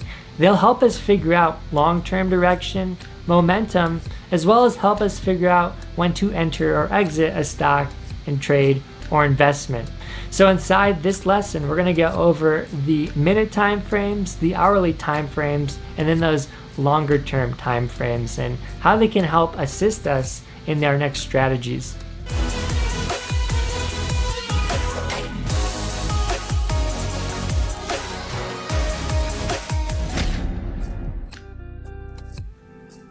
So a stock chart is basically made up of a time frame. So when you look at a stock chart, you're looking at what we talked about in the prior lesson, a candlestick. That is a day of price action. And then the whole chart could be days and days of price action. If the candlestick is a 5-minute candle, the time frame for the whole chart, every candle is going to be a 5-minute candle. So in this lesson, we're going to go over all the time frame types, the differences, as well as why we use certain ones, the benefits to them, and then we're going to go over pre-market, after hours, why that's important. And then lastly, we'll finish up with going through Tradingview, showing you how to navigate them, and talking about the keys to the trend lines. So first off, why use time frames? What's the reason we need to look at a 4-hour time frame or a daily time frame or a 5-minute time frame? Why are there so many options? Well, the differences allow us to see different stock movements. So we get to see different candlestick patterns, different indicator confirmation pieces, so indicator readings. The different time frames just allow us to see the chart in a different picture, so we can understand how to plan a trade, execute a trade, and manage a trade using multiple time frames sometimes. But being able to understand time frames correctly will allow us to have a better chance doing everything that's important, which is the trading portion, as well as the planning portion. So planning is key number 1, and then we move on to trading. So first time frame we'll talk about is the minute time frame, and then we'll go to Tradingview and show you how to look for those, how to set them up. But the minute time frame allows us to see movements quick. So it moves the fastest. Those candles have the shortest amount of time in them. So every candle could be 1 minute of price action, or 2 or 3 or 5. And so it can happen really quickly. A lot of the candles can show up really quickly. And so this helps traders really see the earliest and the first signs of reversals, continuations, or consolidation. So for example, if you thought the market was going to go higher and you looked at the daily time frame and you're waiting for something to tell you it's going to continue, it would take a day to tell you it's good, it's going to go, it's confirming the trend. 1 day might be too much time. So we look down lower. The minute time frame, it could tell us in 1 minute if a trade is good or bad. So the minute time frame is really powerful for quick trading. This is where most traders will look to scalp and day trade and analyze the market with that. So if you're trading something that you only hold for 1 to 5 minutes, you want to be looking at those shortest time frames to plan, execute, like we talked about over here, and manage a trade. So those minute time frames are crucial to quick trading, as well as swing trading. So the minute time frames, while we think they're just for day traders, that's completely false. The higher time frame traders like to look at the minute time frames, specifically the longer ones, the 15 to 30 minute time frames, to enter and exit and manage a trade, a swing trade in particularly. So our long-term trading can also be positively affected and enhanced using the minute time frames, and we'll show you that in a second. Then we move on to the hourly time frames, which is 1 hour, 2 hours, 4 hours. Every candle is going to be that amount of time. So why use the hourlies? Well, this helps us slow down the time frame, see a bigger trend. Bigger trends allow us to play something slower, longer, have better risk to reward. We can make more money with these trends if we can understand them. Basically, every single trader needs to understand the hourly. The hourly time frames are the most important for swing trading, day trading, scalping, or even long-term investing. If we want to efficiently buy in at the right time, maximize our trade, the hourly time frame will allow us to do that, as well as understand the trend, understand the direction, and play the direction. So it really helps all traders. And now we move on to the highest time frames.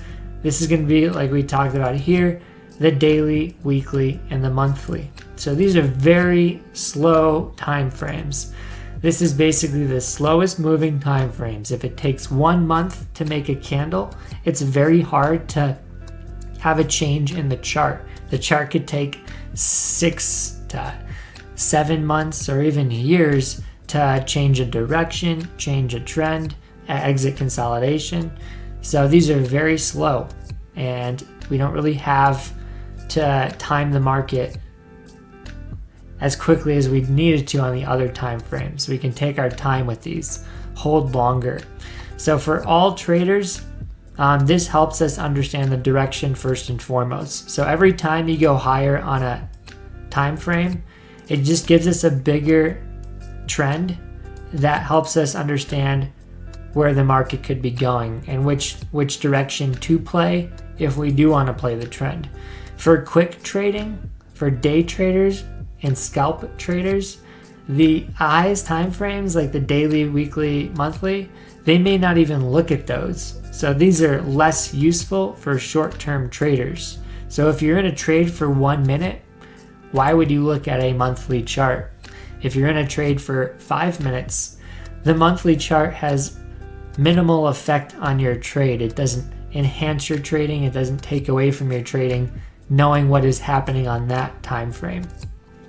And so before we get into Tradingview, we just want to go over this pre-market, post-market breakdown. So this is the changes of stock movement, the changes of a price that can happen when the market is closed. So this is when the market closes at 2, the stocks can still move, trading can still happen for I think 4 more hours. And then before the market opens, there's about another 4 hours there where the market can keep moving, stocks can keep moving. So this creates a gap. Typically gaps happen because of pre and post market movement. And you might be wondering why. Why does the stock move when the market's closed? Well, it's still open to certain traders that have permission to trade on post-market, pre-market timing. And the only reason why a stock would go up when the market closes is because of news, earnings, or other relevant information. So the volume comes in, which pushes the stock and then changes the price level from where it ended the day at, or where it begins the day, changes that. And think about like if the earnings report comes out for a stock and it was bad, and so everyone's selling the stock post-market because the earnings report was bad. And so this might move the stock from $30 to $15, and that can tell a lot of traders a lot of good things. So why is it important to know when the stock price changes at these times? Well, this tells us a surge in momentum. So if there's a random jump in the price, this can be a tradable opportunity or an investable opportunity. So there could be some great news that came out that completely shifts the stock momentum, makes it very attractive to investors out of the blue. And this can tell us, based off the differences in price, how exciting this is, how excited people are. And so people can trade, look at these opportunities, these changes with that. So all trading, the post-market, pre-market levels are like opportunities for those traders. So the scalp trader, the day trader, the investor can utilize this on short, medium, and long-term horizons. So if you were waiting for Apple's earnings report, and Apple had a great report, and you know they're going to crush it the next quarter and the next quarter, so you want to buy into the stock because of that earnings report and because of the jump post-market. So as an investor, you can start investing in stocks that have these random news articles pop out or random earnings reports. And we also have quick traders like scalpers and day traders.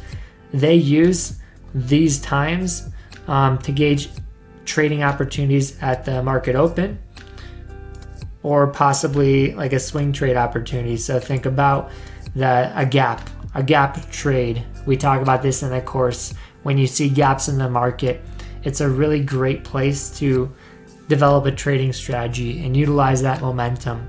And so gaps are typically created pre and post market. So we want to make sure we understand these times and the opportunities that are given from them.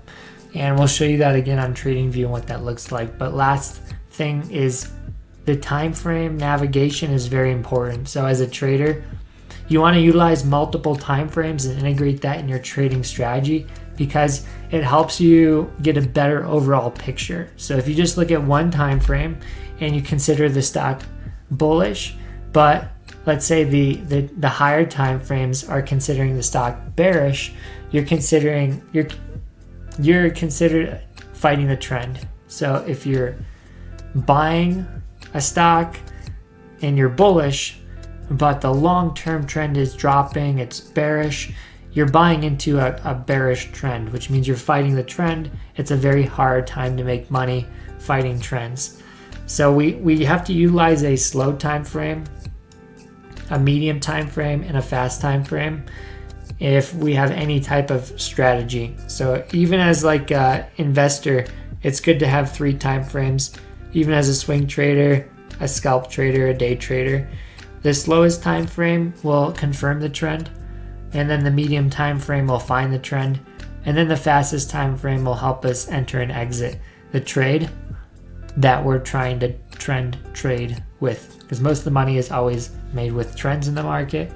If we make a strategy to utilize a trend, it just helps us have a higher chance of succeeding. So understanding the trend is key with the slowest and medium time frames, and then playing the trend is key on the fastest time frames. But let's hop over to good old Tradingview, and you can see on the chart here lift, and you can see this is a downward trend and another downward trend.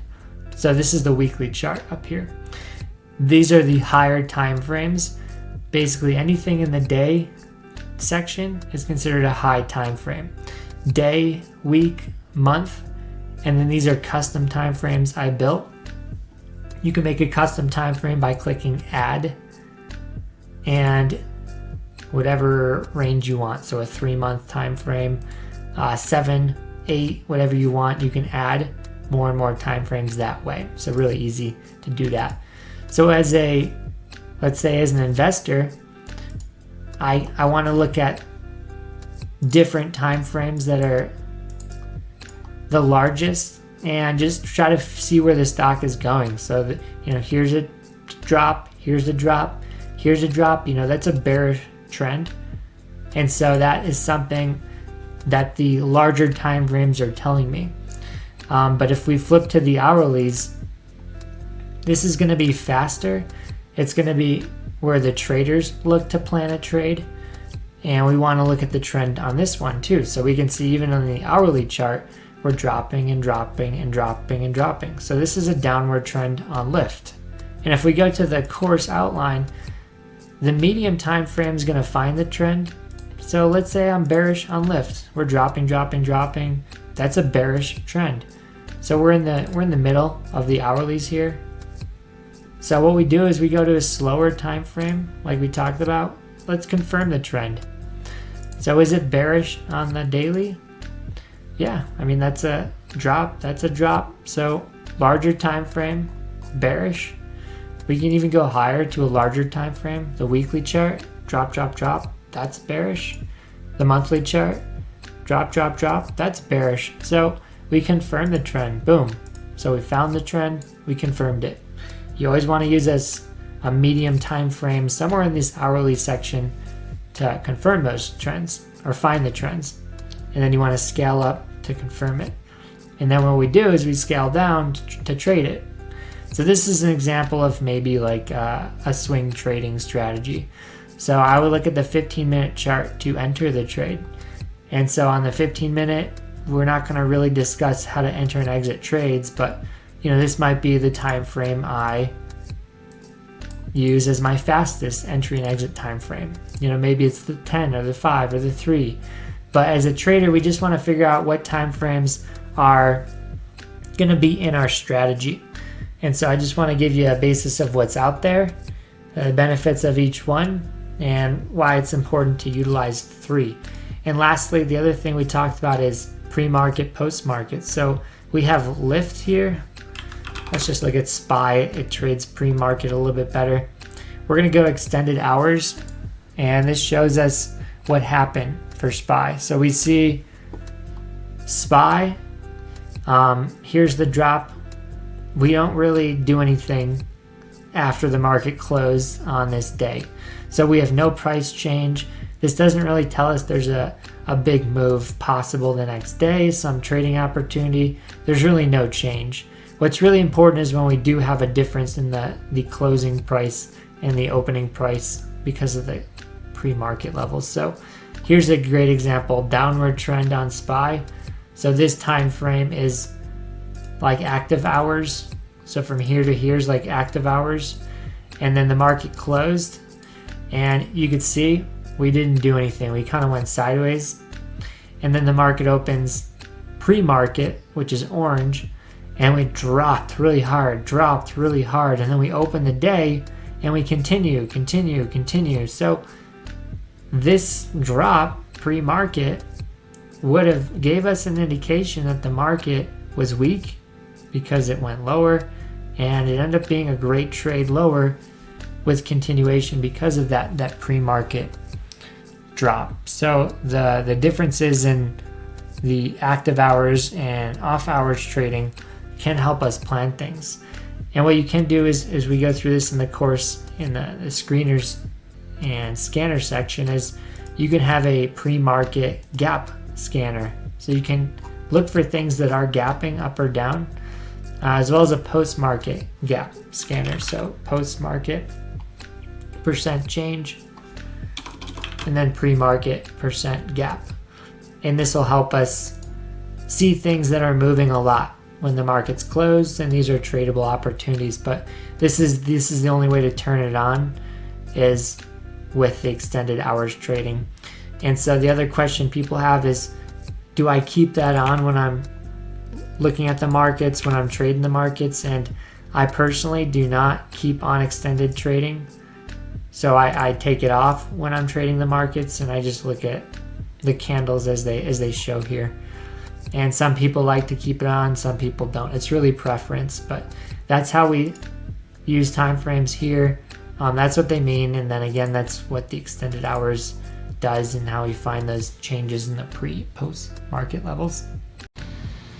One of the most popular indicators is a moving average. And this is something I see most traders all over the world using every single day, including myself.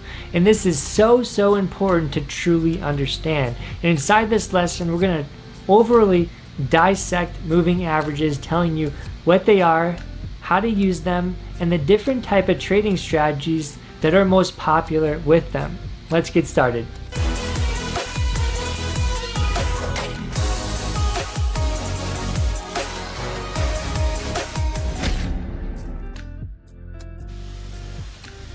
There's a lot to go over with moving averages, but what you can expect is we're going to be covering what are moving averages, the fast and slow lengths, spotting trend and consolidation, finding support and resistance, and lastly, trading moving average crossovers.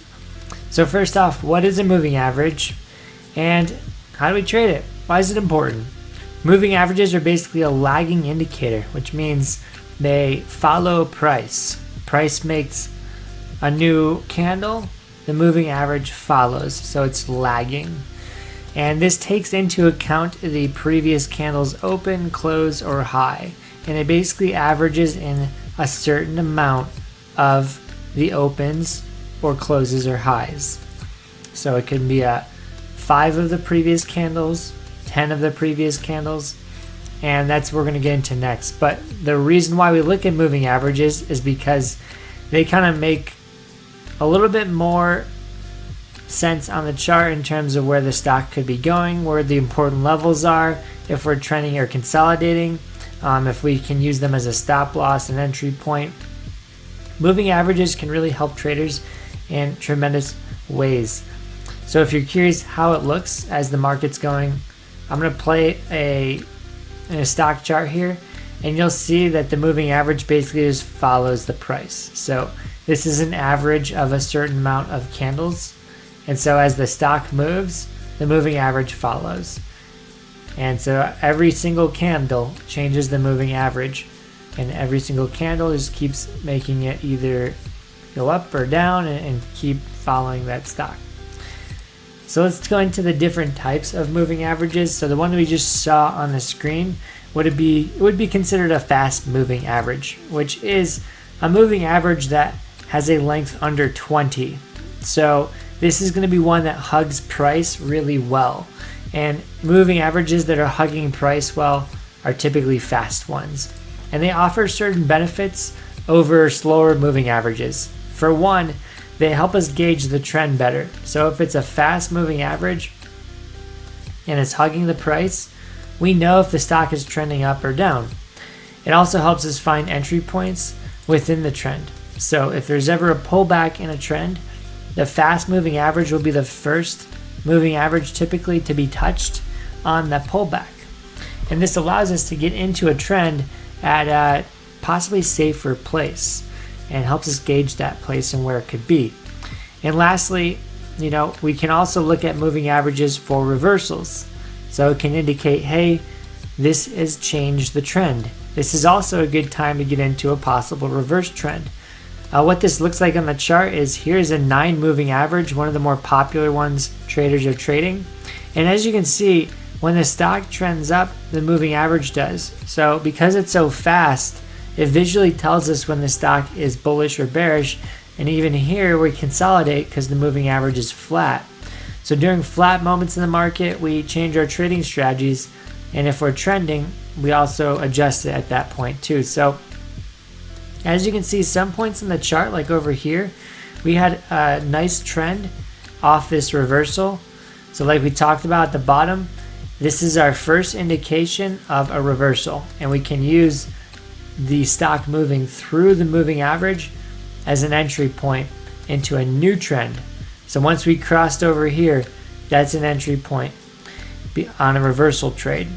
And so if we miss it, we can look for a touch to the moving average. As you can see, we run up, up, up, up, sideways, touch it, bounce, up, up, up, sideways, touch it, bounce, up, up, up, up, up, and then boom, we come through it, chop, chop, chop, chop, chop, same thing. Up, sideways, bounce, right on the moving average. So if you're late to a play, traders will typically wait for the moving average to get touched before getting in. It's also important to note that the faster moving average will have a lot of moments where it just crosses through the candles and doesn't provide a clean entry. And honestly could be a less likelihood chance that we're getting in at a good place with good risk to reward. It can be tough to use a fast moving average to do this. So we want to be sure where our stop loss is and how much we're risking if we're using a fast moving average to enter a trade on a pullback. So a slow moving average has other benefits that are important to understand. Number one, they have a length typically over 20.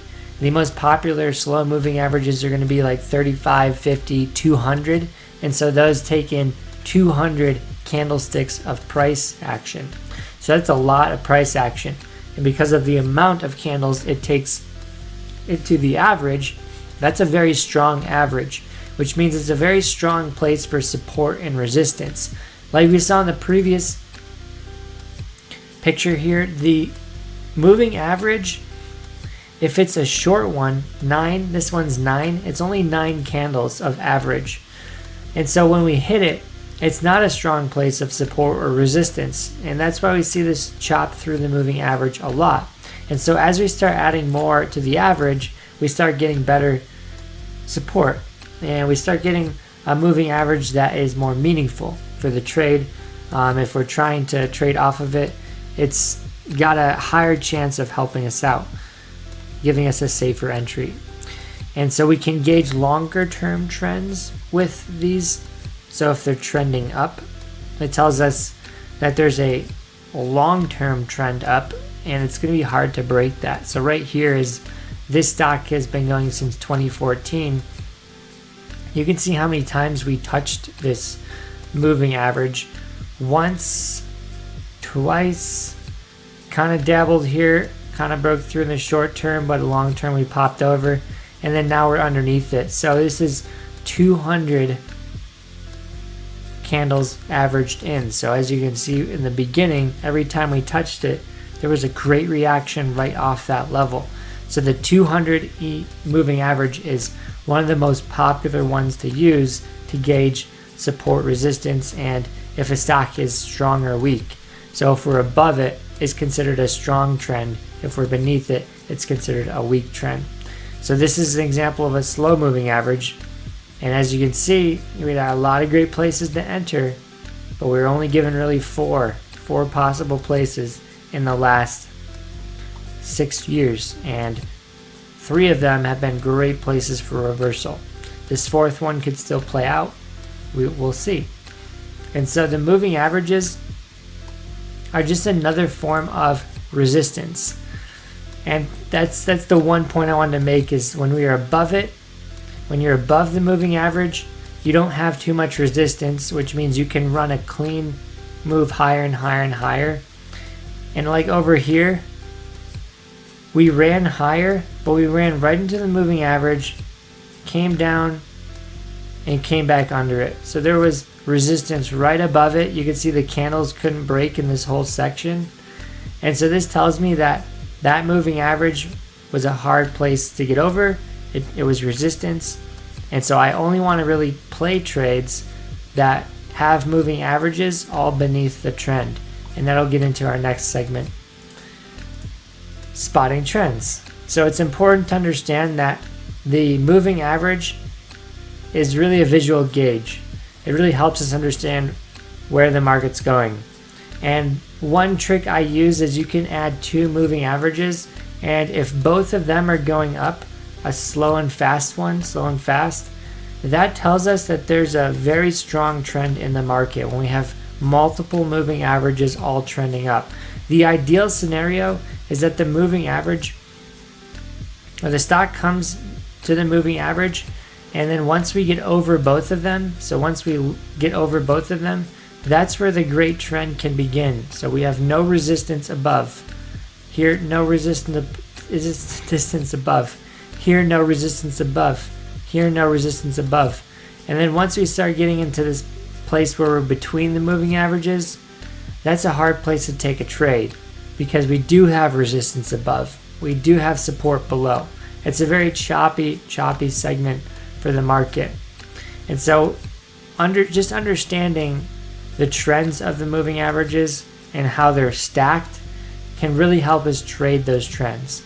And we'll go into 3 or 4 moving averages at the end of the video and show you how to apply them and what they mean to us. But you can see over here, this moving average was above and this moving average was above. So that's considered bearish since we have 2 moving averages above the price. So the price is below, and so that's a bearish trend.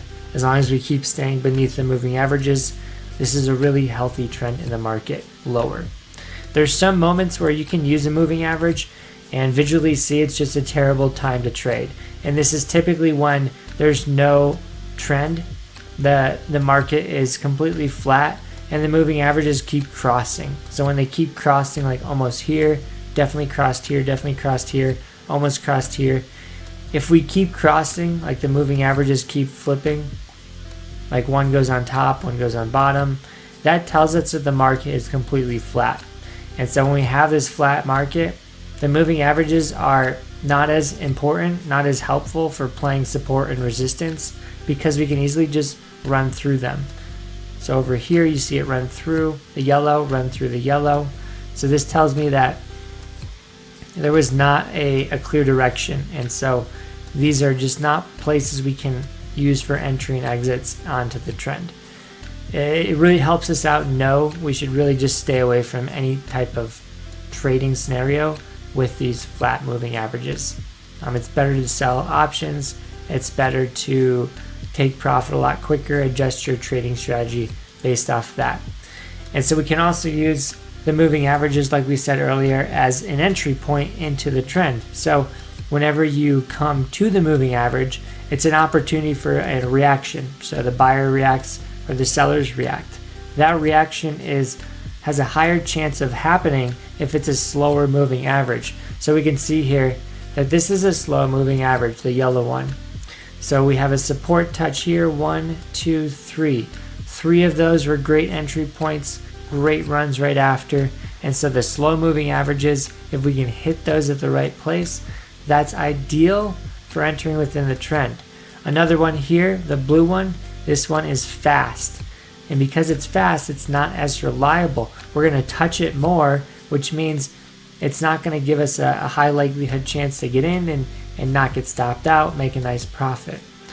And so when we hit this moving average, here's a great touch and we bounced, here's a great touch and we bounced, and then here we come through, here we come through. Up here, there's a great amount of touches and bounces, but we're just not looking to have a great risk reward scenario off a fast moving average entry point. And you can see even on the downside here, it provided some great entries when we retested the moving average and failed, retested, failed. And so on the downtrend, we could have played the fast. On the uptrend, we could have played the slow, and we could have played the fast at some moments.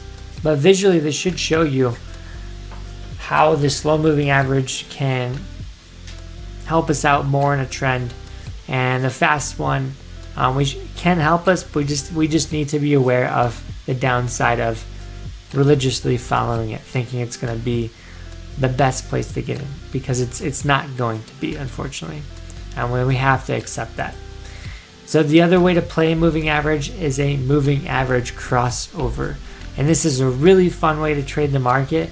And if we start using clouds, it's very visual to see when trends are here. And we'll go over that at the end of the video when we pop over to Tradingview. But moving average crossovers are when you have two moving average with different lengths and the moving averages literally cross each other.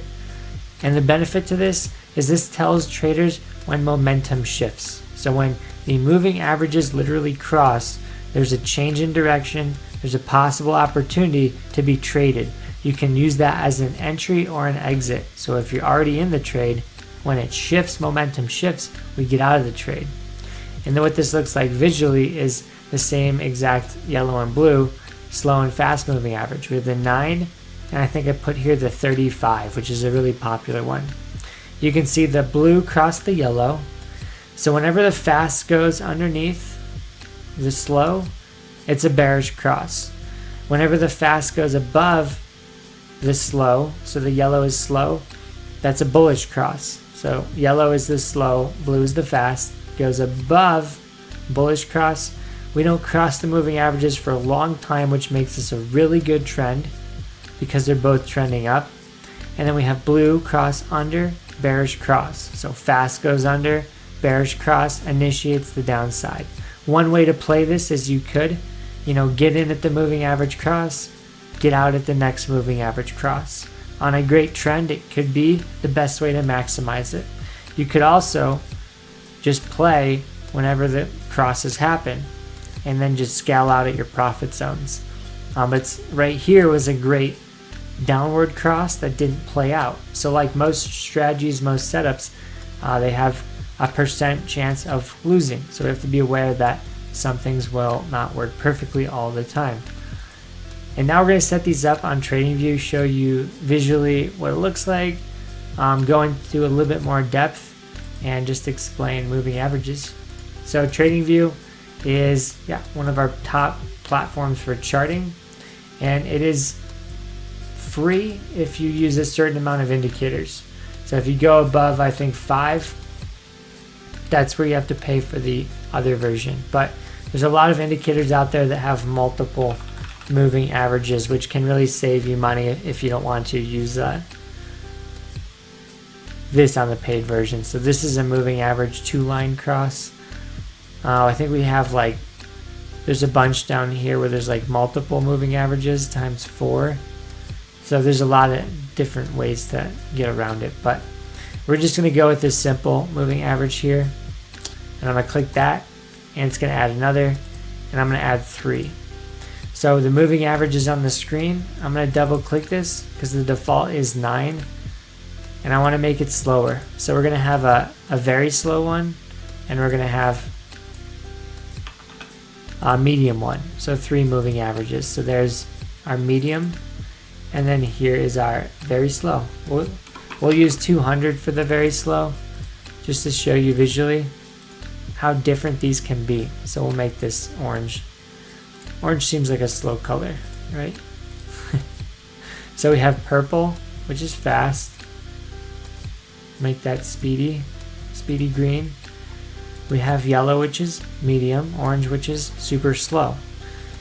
And so everything we learned, we're just going to try to apply it to this chart. So now that we have 3 moving averages, it gets a little crazy, but it can drive home a couple points I want to talk about. I'm actually going to change this. I think 200 is a little too slow. We'll change this to 100. So where on this chart are the moving averages crossing a little too much? I'll point this out, and it's a section where it's just too choppy. So on this one right here, yellow crosses the green at least like 12 times. It's too choppy, not my favorite place to trade.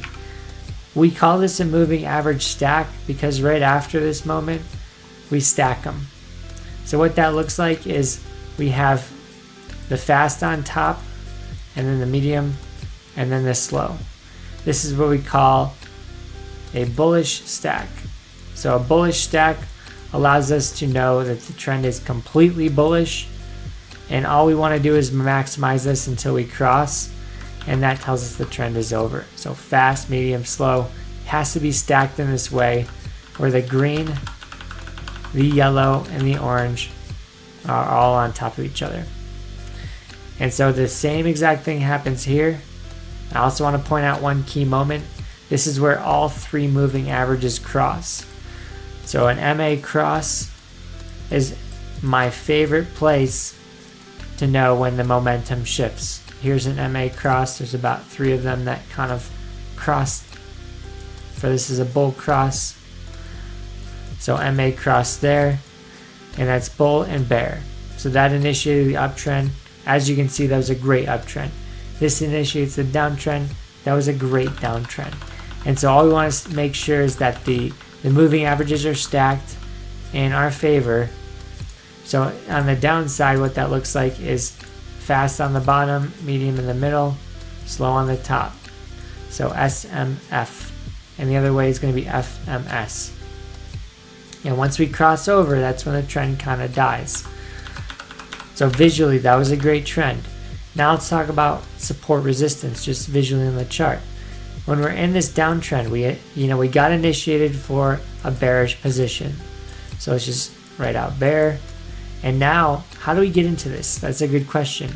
We want a safe entry point. Where's a safe entry? Here's the medium. We hit the medium and we reject. There's our safe entry. Boom. Do we have any other safe entries off this line? Not really. What's next? Can we play the fast? We could play it a couple times on this one downtrend, but again, it's not the best thing to play on a trend because it's a little choppy through here. It doesn't have a great reaction as the slower. And you can see the slowest one has minimal reactions, but when it does, it gets a good move off of it. You can see right there, good rejection so far on the slow. So we don't have too many touches. This section here had a couple good touches, but there is no real good place to play the fast one there from what I can see. Over here, a little bit better. Not totally. Let's keep moving. As you can see, nothing tradable. This is just complete garbage, completely flat. There's a trend. Like that is gold. That's the ideal standard. So on this trend, this moving average here does not get touched at all. But we have great support the whole time. We just never touched it. So what could we do here? We could lower the moving average because maybe it lines up better as like a 5. A 5 is probably the fastest I'll go. 7 would probably be even better because I think that'd be sitting on this level a couple times here. So the 7 touches here, 7 touches here and here, and we touch here, and we touch and break here, we touch and break here, here, here, here, here. And so the 7, as we adjusted it, gave us better entries. The whole point of the moving average is you can adjust it to your chart. So some stocks may react differently to a different length. Different lengths can help us out in different ways. So it's important to understand how to adjust the moving averages. And last bonus is we'll talk about what a Ripster cloud is, because moving averages have simple, exponential, and then the Hall. So there's different types of moving averages. In this course, we're just going to go over the simple because that's all I use. But we also have a VWAP, volume weighted moving average, least squares. They go on and on. I love Tradingview because of all the options, but it can be overwhelming when there's so many out there. So the one thing I want to talk about is what a moving average cloud looks like. So this is an EMA cloud, exponential moving average. And as you can see, it's basically showing you moving averages. You could even do simple and it'll change it just slightly. I'm going to take off the third cloud. There's a lot of clouds. But visually, it just shows you when the trend flips. And this is all this is a moving average cross where the color literally just changes. So it just tells us that was visually change momentum. Over here, same thing, change momentum higher. And we can also use the cloud as an entry point. So we support the cloud here, support the cloud here, support the cloud here. And so the EMA clouds are my favorite indicator because of the visual aspect of a crossover. So a crossover has to be my favorite way to use the moving average, but a lot of people use them in different ways. I'm releasing my credit spread 80 plus win rate formula today. We've been tracking this inside the Discord for a couple years, and we've proven out this system in front of thousands of traders. So if you comment the word spread, I will send a PDF straight to your inbox on how we're cranking these trades over the past couple years. And I'm not going to lie, traders, selling options has truly helped me replace my income. I used to be a trader with options like you, trying to hit 0-day trades, and it wasn't working out. I'd have a great month, my account would be up 500%, and then I'd have a bad month and give it all up. But when you stack gains with selling options, you don't have to look at the computer. It's more passive and it's less emotional. So if you want to really replace your income, you got to learn how to sell options. And once I got over that fear of not knowing what to do, being scared of what everyone was saying, that's when everything changed. Here's a bunch of screenshots of over, $50,000 of gains, and I got another $5,000 this month I'm trying to see play out.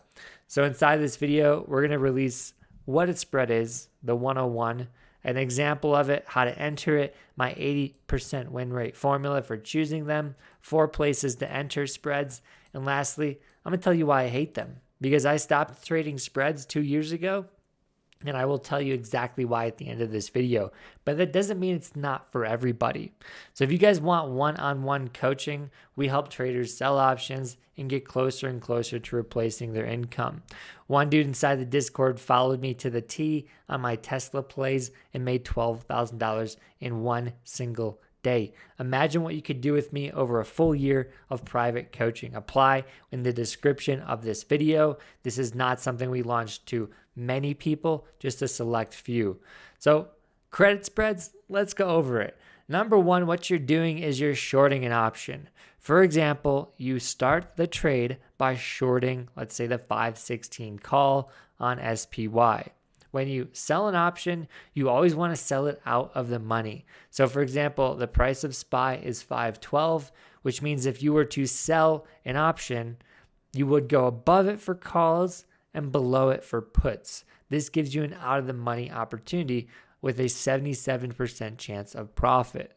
So if you sell this option for $140, if you had a covered call scenario, you'd be making $140. But it also ties up around 50 grand of collateral. So for those out there that don't have 50 grand of collateral, this is like the small account hack to sell options and create insane passive income. I'm talking double your account in a couple months passive income if you follow the formula correctly. So instead of just selling an option and then being done with it, in order to be able to do this for a small account, you have to buy an option at the same time. So it's selling and then buying. This creates that credit spread. And so what you would do is you would buy an option higher if you were doing calls. So if you were at the 516 strike for short, you'd long an option 518. And this is trading at $84. And we'll show you why this is significant right here. But when you put these in at the same exact time, we'll show you how to do this in a second. You short one, you buy one, and then you collect the difference. So you're hoping to have a net negative position because the one you're shorting is higher. So the more of a difference it is, the more you can collect in passive income. And you want to make sure you have these out of the money, and then the more you can collect, the higher your income can be, because most options are going to expire, go worthless. So if you apply our entry and exit system, we'll tell you at the end of the video, you're going to be able to crush credit spreads on a daily or weekly basis. The one thing you got to understand is that these credit spreads, they're going to be more loss than gain. What I mean by that is you're trying to make typically a 1 to 3 risk to reward. And that's like I would say that's the riskiest scenario. You could go 2 to 1, that's even riskier. You could go 1 to 4, you make less money, but when you lose insanely big. So I like the 1 to 3. We'll explain why in a second. But this means every time you lose in the credit spread trade, you're losing $142, but you're trying to make 58. So that is what you need to understand. The downside of spreads is that you lose more than you gain. So when your win rate's that high, you just have to understand the losers are going to cut harder. So when you put in this trade, this is what it looks like. Sell one, buy one, and then you try to collect the premium. And so what happens is over time, that premium decays and goes into your account. People think this stuff goes into your account instantly. They're wrong. Their brokerages are calculating things that are going to put you in a bad place. So you got to make sure you don't have level 4 options, or else they might do some sketchy stuff. But for example, this option I would sell for SPY would be like 5 days out, 1, 2, 3, 4, 5. And then if you sell the 516 call, you buy the 518 call, you have a 76% chance of profit. So think about it. You could be an absolute dummy in the markets and have a 70% win rate strategy. So that's why I like selling options. It's just insane. So you're collecting this premium. This is the margin required. It's the difference of the strike prices. And then your max loss is the credit minus the margin. That's the max loss. And how you win, the scenarios of what happened is you can be wrong of direction and you can still make money, which I'll show you in a second. You can be right with direction. You make money faster. You could be totally wrong. That's where you lose money. So that's where you want to be nervous about, being totally wrong. The best part is you get paid passively. So if I pull up the chart here, the risk to reward and the profit per day is shown down here. Every single day, you're just collecting money. So if it's Monday here, the market opens, you're making 15% just for the market opening. I mean, can you imagine that? Just waking up to money? I mean, that's the beauty of selling options. And everyone's afraid to do it. But I mean, what other passive income sources are people waking up to 10% returns to on a Monday morning? Probably minimal. I'd say 0. So if you wake up on Tuesday, guess what? That 15% goes to 30. You collected almost 1/3 of that $60. And then a third day, if you wake up and the market's flat for 3 days in a row, you've collected half. And then eventually on the last day, you collect it all. The beauty is if you go down, the market drops, you collect it faster. So if the market were to drop on Monday from 511 here to let's say 507, you'd make 80% return on your credit. So you can close these things early. You can get out, recycle your money pretty quickly which is also the beauty of it. So for example, this is kind of random why I put this on, but market did hit a pretty good level of resistance at 512. Let's say it's according to our entry system. We'll show you in a second. If you were to sell the example I just showed you, you short the 516 strike, you long the 518 strike, and in that case, you're green anything under the break even. So break even is 516.50. So the beauty is the break even is where you add your credit to your short strike. So your break even goes a little bit higher than the short strike, which is nice. So if you're under 516.58, you're making money. And more importantly, the stock could go down. You make money faster when it goes down. Boom, drops on Monday, you get out, close that thing. Once you hit 80% return, get out. If it goes up, if you're wrong, you're still good. You're still gravy, as long as it doesn't go into 516.58. Once you hit that, you're kind of going to see red soon. So it could go up. It doesn't need to go up that fast. If it goes up slowly, you're good. As you can see here, the market could literally rise slowly per day. You know, we go up to 513 the next day. We go up to 515 the next day. You're still moving that break even higher. You see this break even line, how it trends up as expiration goes? That means that the market can trend up too, and then you're basically not losing money in this play because that time decay is clicking away for you. Once you pass 516.80 or 58, you could close it out early. You could wait till expiration, see if it comes back in. You can roll the options. We have a bunch of videos on how to do the last half of managing the trade, but we're just doing the intro stuff today. So now I'm going to go into Robinhood and show you exactly how to input this, and I'm going to show you exactly how to exit it. So first things first, we're going to show you the full formula on the next couple slides, but I want to go over on Robinhood what to do here. So if we were on SPY for a call, if we want to do a call credit spread, you got to short the first option you pick. So sell, call. That's how you start the trade. And we're going to go for, let's say, 5 days out for reasons we'll talk about later. So that's important. And the next thing we want to do is just pick the strike price. Again, we'll show you the formula later. Around 516 is what I chose earlier. And then you want to be buying the option next. So 516 is inputted. It's called a covered call at this point because we don't have the long option as collateral yet. We want to input that to make sure it's not a covered call. So if we go up here, 518, we click that sucker, you're going to see now it's a call credit spread. So when it says credit, that means it's going to into your account in the future. You want to make sure it doesn't say debit, or else that's what you're going to pay. So call credit spread means you're hoping to collect this money. So you click continue. You try to enter the trade around the 56, 57 mark. Basically, you want to get as much premium as possible, so the higher the better, but you won't get filled if you go too high. And so you could enter, let's say, 20 of these at 58. And this is, again, 5 days away. And you can make $1,000. 20 of them, $1,000. You're risking 3,000. Again, it's 1 to 3. So you're risking 3 to make 1. But it's passive. I mean, I don't know how many times I could say that. People think like it's safer being in 0-day options and just gambling every day. It's not.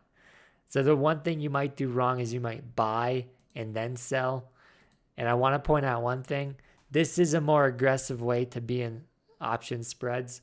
It mitigates time decay. It puts risk to reward higher in your favor, but it's a directional bet. So you need the market to move to make money. So you can see right now, market's at 512, and we need to go to 516.58 to start making money. So you could do debit spreads. They're aggressive, but you got to be super on point with when to get in and out.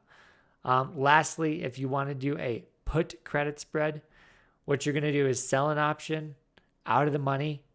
It's got to be in these 70% marks, let's say 77, 75.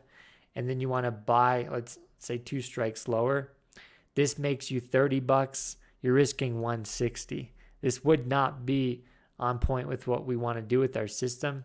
So let me show you the system next. So let's pop in here. We're going to go back and show you how to pick the right spread. So before I go over that, here's a picture. You can snapshot it. I'm not going to go over exactly what it means, but this is a call credit spread and how it looks with the short call, long call, break even, and how you start making money. Put credit spread, short call, long call, break even. The point is you make money when it goes up for puts. You make money when it goes down for calls. It's kind of like opposite day. And now let me break down the formula, how to pick the right credit spread. So number one, you want to be going daily chart for when the trade gets triggered. I'm going to show you the right times to get in and out of the market and when to know when it's ripe for a credit spread in a second. But daily chart's important to trigger the trade with one of our entry systems. And then expiration date should be 2 to 10 days out. You'll make more money going further out, which I can show you here. So more time equals more profits. For SPY, this is our credit spread. It's 58 credit for the 5-10 strike, and that's 5 days out. If we go 10 days out, we add another 5 days, we're making 75. So more money, more time. So every time you go shorter term expiration dates, you're just trying to recycle that as much as possible, but it's tougher to hit good trades every 2 days. It's easier to hit a good trade every day or every 10 days. And we want to go 70% chance of profit. Super important. You don't want to be getting into spreads that have 65 or lower, just because when you lose, you're losing 3 times as much. So if your win rate is 80%, 8 winners, 2 losers out of 10 trades, those 3 losers could eat up like 6 winners. So especially if you mismanaged this not well. So you got to be careful. And lastly, 3 to 1's the key. If you start doing 4 to 1's, that's where like an 80% win rate strategy can be breaking even or losing money. So if you could go 2 to 1's with the proper entry, that's going to help you stay more profitable, but it's going to be tougher. Now I'm going to give you the 4 places to enter that's going to help you crush credit spreads. Number 1, fair value gaps with huge candles is super key. So in the market, we saw the fair value gap open on this massive dropping candle here, and we fill it on this candle there. From there, you would trigger a call spread. So anytime you go into a fair value gap higher, you would trigger a call spread when you close it out. So when you close the fair value gap. And if you don't know what a fair value gap is, it's just an opening of the candle that has never been touched by anything really. So this candle's wide open, and the middle part has just never been tapped by other candles in the future. So fair value gaps, you can look them up online, pretty simple. Or you want to just do open gaps. So open gaps are going to be like we saw. This is an open gap here where there's no body. We fill it. You could have put on a put credit spread. And then here's an open gap. We fill it.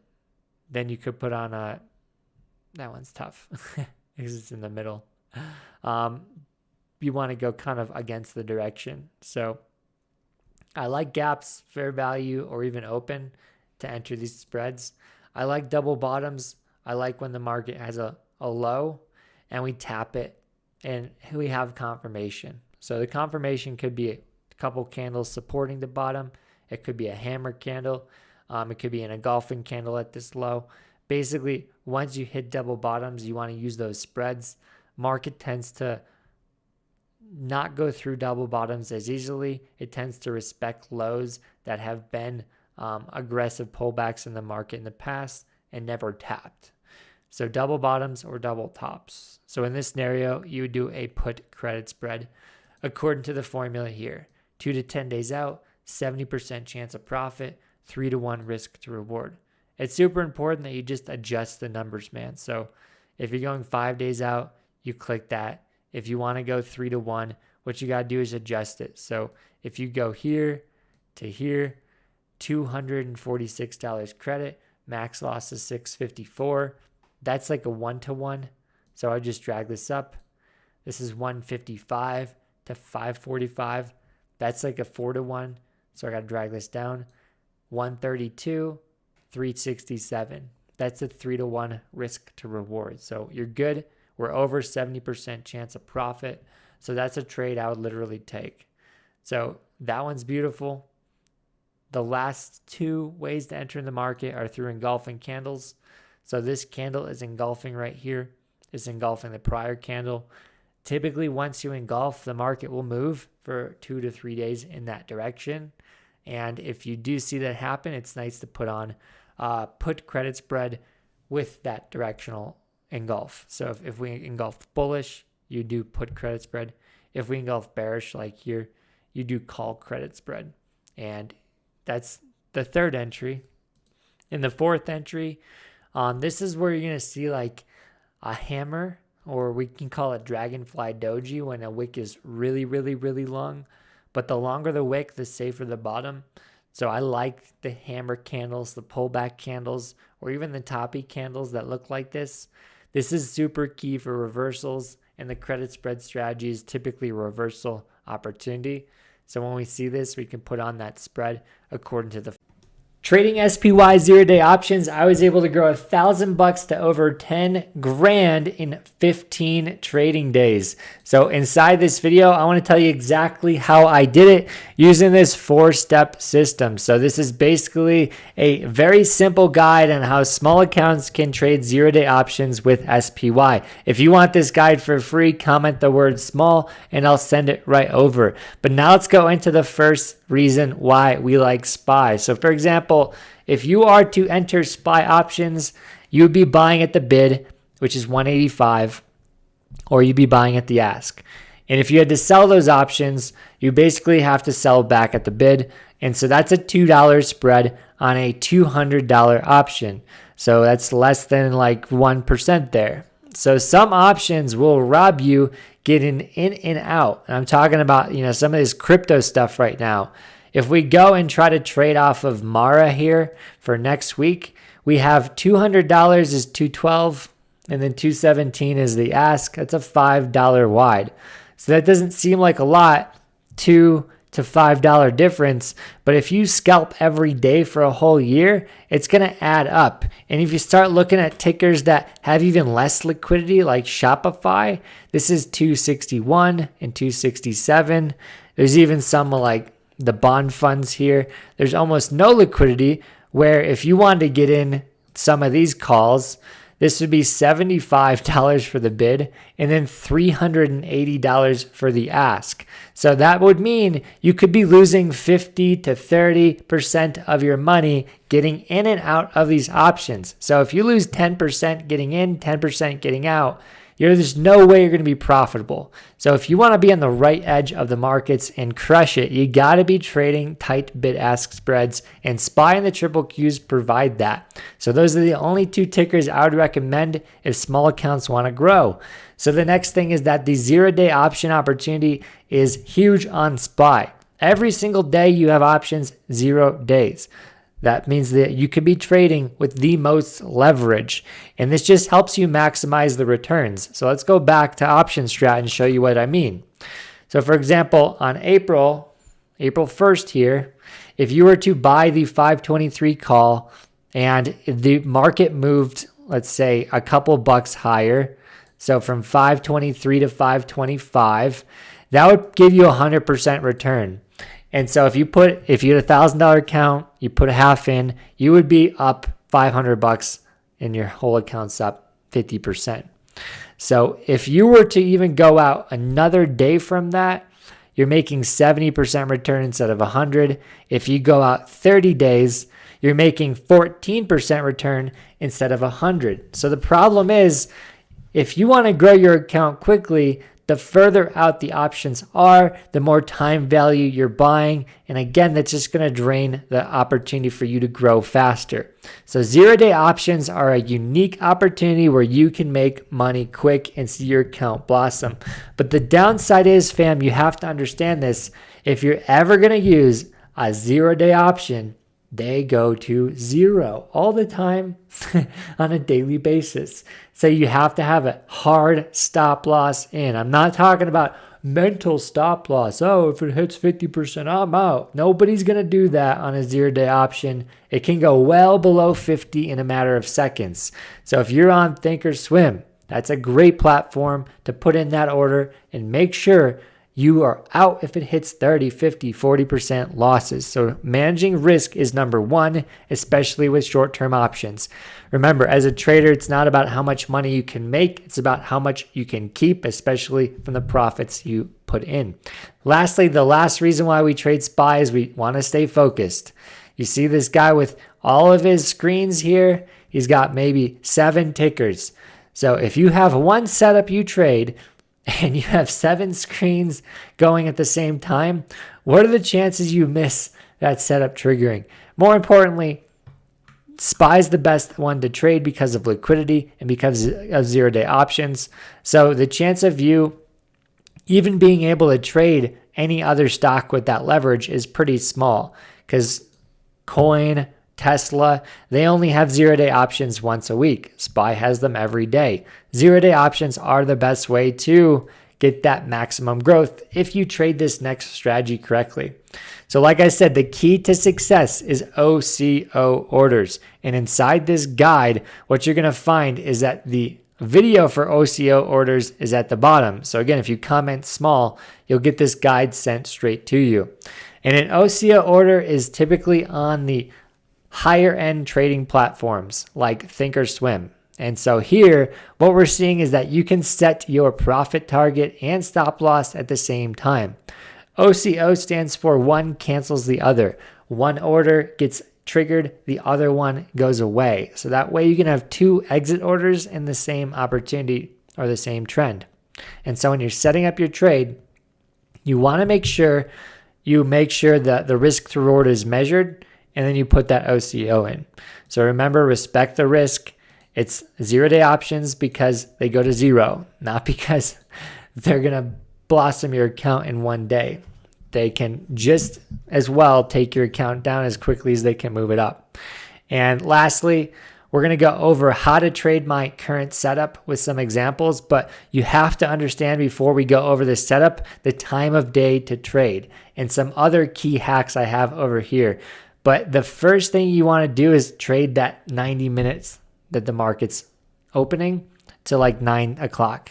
That first 90 minutes is going to give you the most volatility, the best fair value gaps, the best risk to reward, and you don't have to wait for the move. Typically, once you're in at 9:30, the market starts chopping. And if you're in 0-day options, you're going to be having your stop loss get closer and closer and closer because that time decay is clicking away and making you lose money from just waiting for the trade to hit. And then lastly, around 11:30 is when you're going to see that end of day run. So the end of day run, if your setup triggers, can be an excellent time to enter. So some key hacks is make sure you understand the trend, and we're going to give you a strategy to use with the trend. But if the market's falling down all day, try to find our strategy with the bear trend or the bearish entry. And lastly, best times to trade are here. Times to avoid are in the middle between them. So don't be trading that 11 to, let's say like EST would be like 11 to 2. Don't be trading 11 to 2. And now I'm going to give you my secret strategy, and I'm going to go over an example and apply it today on how you could have made money on NVIDIA. So we're focusing on SPY and triple Qs, but I literally use this setup inside the Discord for NVIDIA. So this setup is really simple. We're just going to look for our high to break, our prior high to break, and a new high to come in.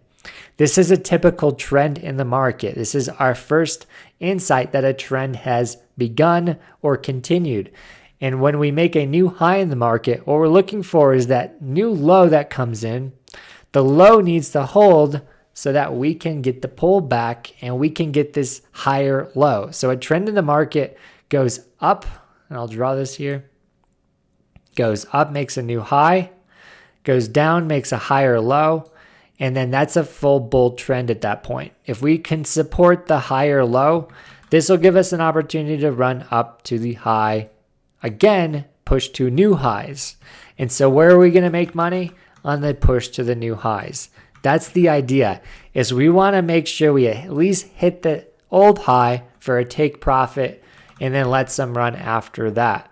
And this is called a 50 fib entry. This is where we're going to be getting in at the measured 50% retracement of that initial move from low to high. And this is, again, one of my favorite strategies intraday for small accounts because it has power to move quick and you have better risk to reward because you're going within the trend, more profit, better win rate because of this too. So what you want to do is set up those triggers, and we could talk about that later. Basically, if the market triggers, you can set alerts on Tradingview and get alerted for this if it breaks a new high. You know, if the low down here breaks, you could get alerted, and then that way you can not stare at the computer and just wait for your alerts to hit.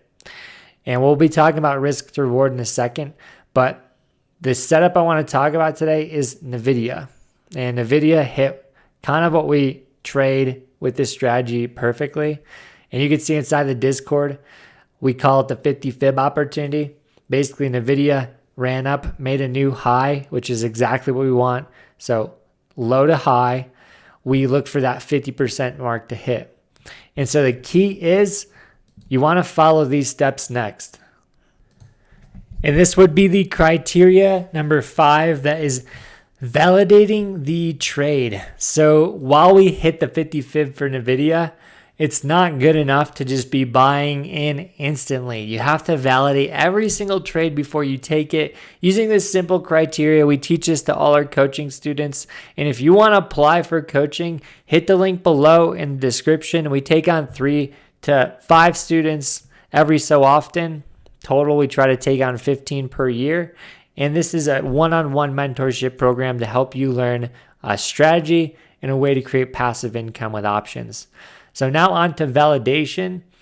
If you want to validate the trade, the first thing is to measure your risk to reward using this criteria. You want to make sure you at the 50 fib if possible, drag your profit target to the high of the move, and then your stop loss, move it to a 2-to-1. And I always tell our traders, the stop has to be underneath the low of the 618 or the low of the wick that happened recently. So this wick and the 618 are fully cleared by the stop. We are underneath it. So this is a perfect 2-to-1 trade to take. And what we're looking for is next candle confirmation. This is where you don't want to be buying in the first candle. You want to be buying in the second, third, fourth, fifth. The more candles that support the level, the better you'll be for having this trade hold and then run. And then lastly, managing your risk once the trade starts moving. You want to make sure that you move your stop loss to break even or start taking profit at the risk off level. So risk off is the middle of the move to the highs or the middle to profit. Anytime you hit midway, just make sure the trade never goes red. You guys see me scalp on YouTube all the time for free. I'm always moving my stop up or telling traders to risk off at a certain point of every trade. And we never shoot for some crazy high level because we want to make sure that we make money and don't let it disappear. So you can sell some, but ideally you want to let it run to the highs and then let some winners run over if that's the case in scenarios. So going back to NVIDIA, we have the second candle holds. And again, I would be taking the trade around the second, third candle. This guy's up 20% in the Discord because of it. And then there's the third candle runner. So at this point, trade's perfect. There's 4 or 5 candles on the 3-minute. And if you can use the 5-minute or the 10-minute chart, that's better. And then here we start seeing the move materialize. So we want to try to hit the high. And I want to show you what's going to happen here. We can see Vince is up 75% on this one play.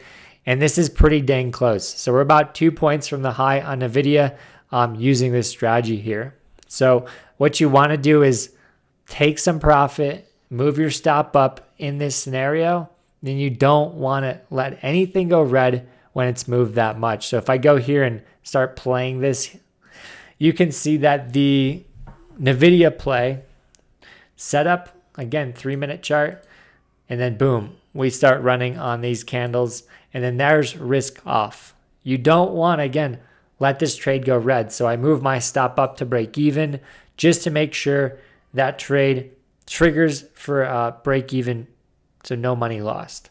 And this on Thinkorswim is relatively easy. You just trail up your order and drag it up, and it's a one-click thing. So this is a mid-trade management thing, but you want to kind of manage the trade as it's going properly. And this is just more so managing your downside and starting to scale out if you can. So at this point, this is fully moved, and I don't think this is going to be hitting the highs. So this is one scenario where the highs were never hit, but you could have still taken money and gotten out for a profit. And so what you want to do in the markets, and I'll show you my step-by-step process here. Oh, look at the dump for here on spot. Yeah, it's crazy, man. Market's just nuts right now. If we had, let's see, this opening run here, we broke over the high of the day for SPY right there.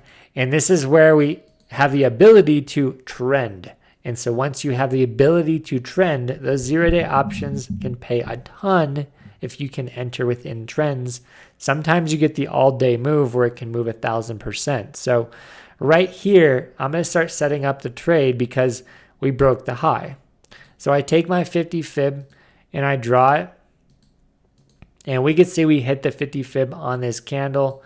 Unfortunately, you might have missed it. Like this candle did not give you a second candle support, did not give you an easy entry, because if you throw up your risk to reward, what you're going to see is that the long position here, if you put the profit zone up there, your stop loss down low, you have to get in on this candle or else it's not a 2-to-1 trade.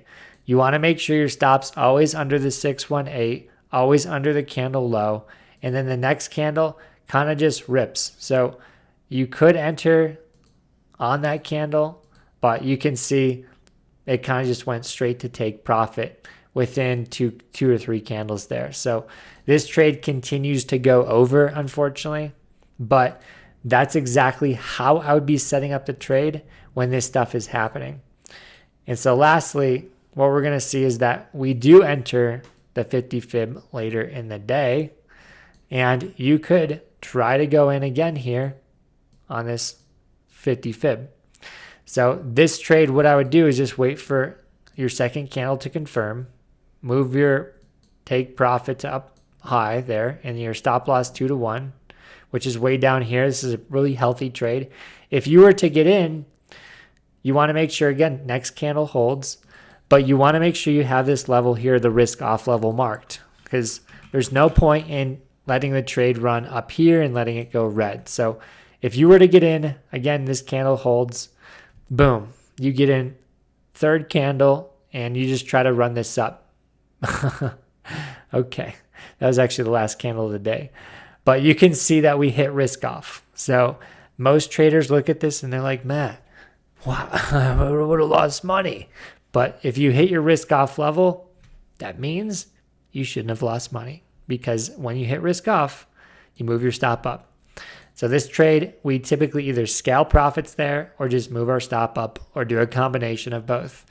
And because this was end of the day, that was kind of a crazy last candle. But whenever you see any type of trend in the market, you're just looking for your discount level to hit and then just waiting for those candles to confirm. Let me see if I have any good trends here to show you kind of what we'd be looking at. But like this one here, this is a pretty good morning trend, honestly. So there's your low and then new high gets broken. So looking at high a day, that's a clear break of high a day.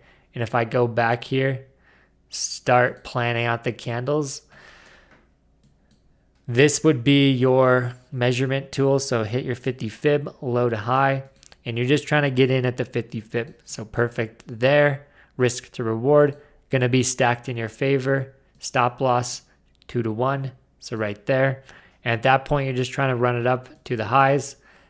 Risk off level needs to be marked and up needs to be respected. You need to respect it when it hits risk off. So at that point, 3 candles later, you're risk off. And then boom, you just aggressively start taking profit here. And you have the ability to let runners run if you want. So again, well, that was my best training in history. And I'm going to link a video on my leap option strategy that you have to watch next. And remember, if you want to get coached, hit the link below, fill out an application, and we'll see if we're a good fit.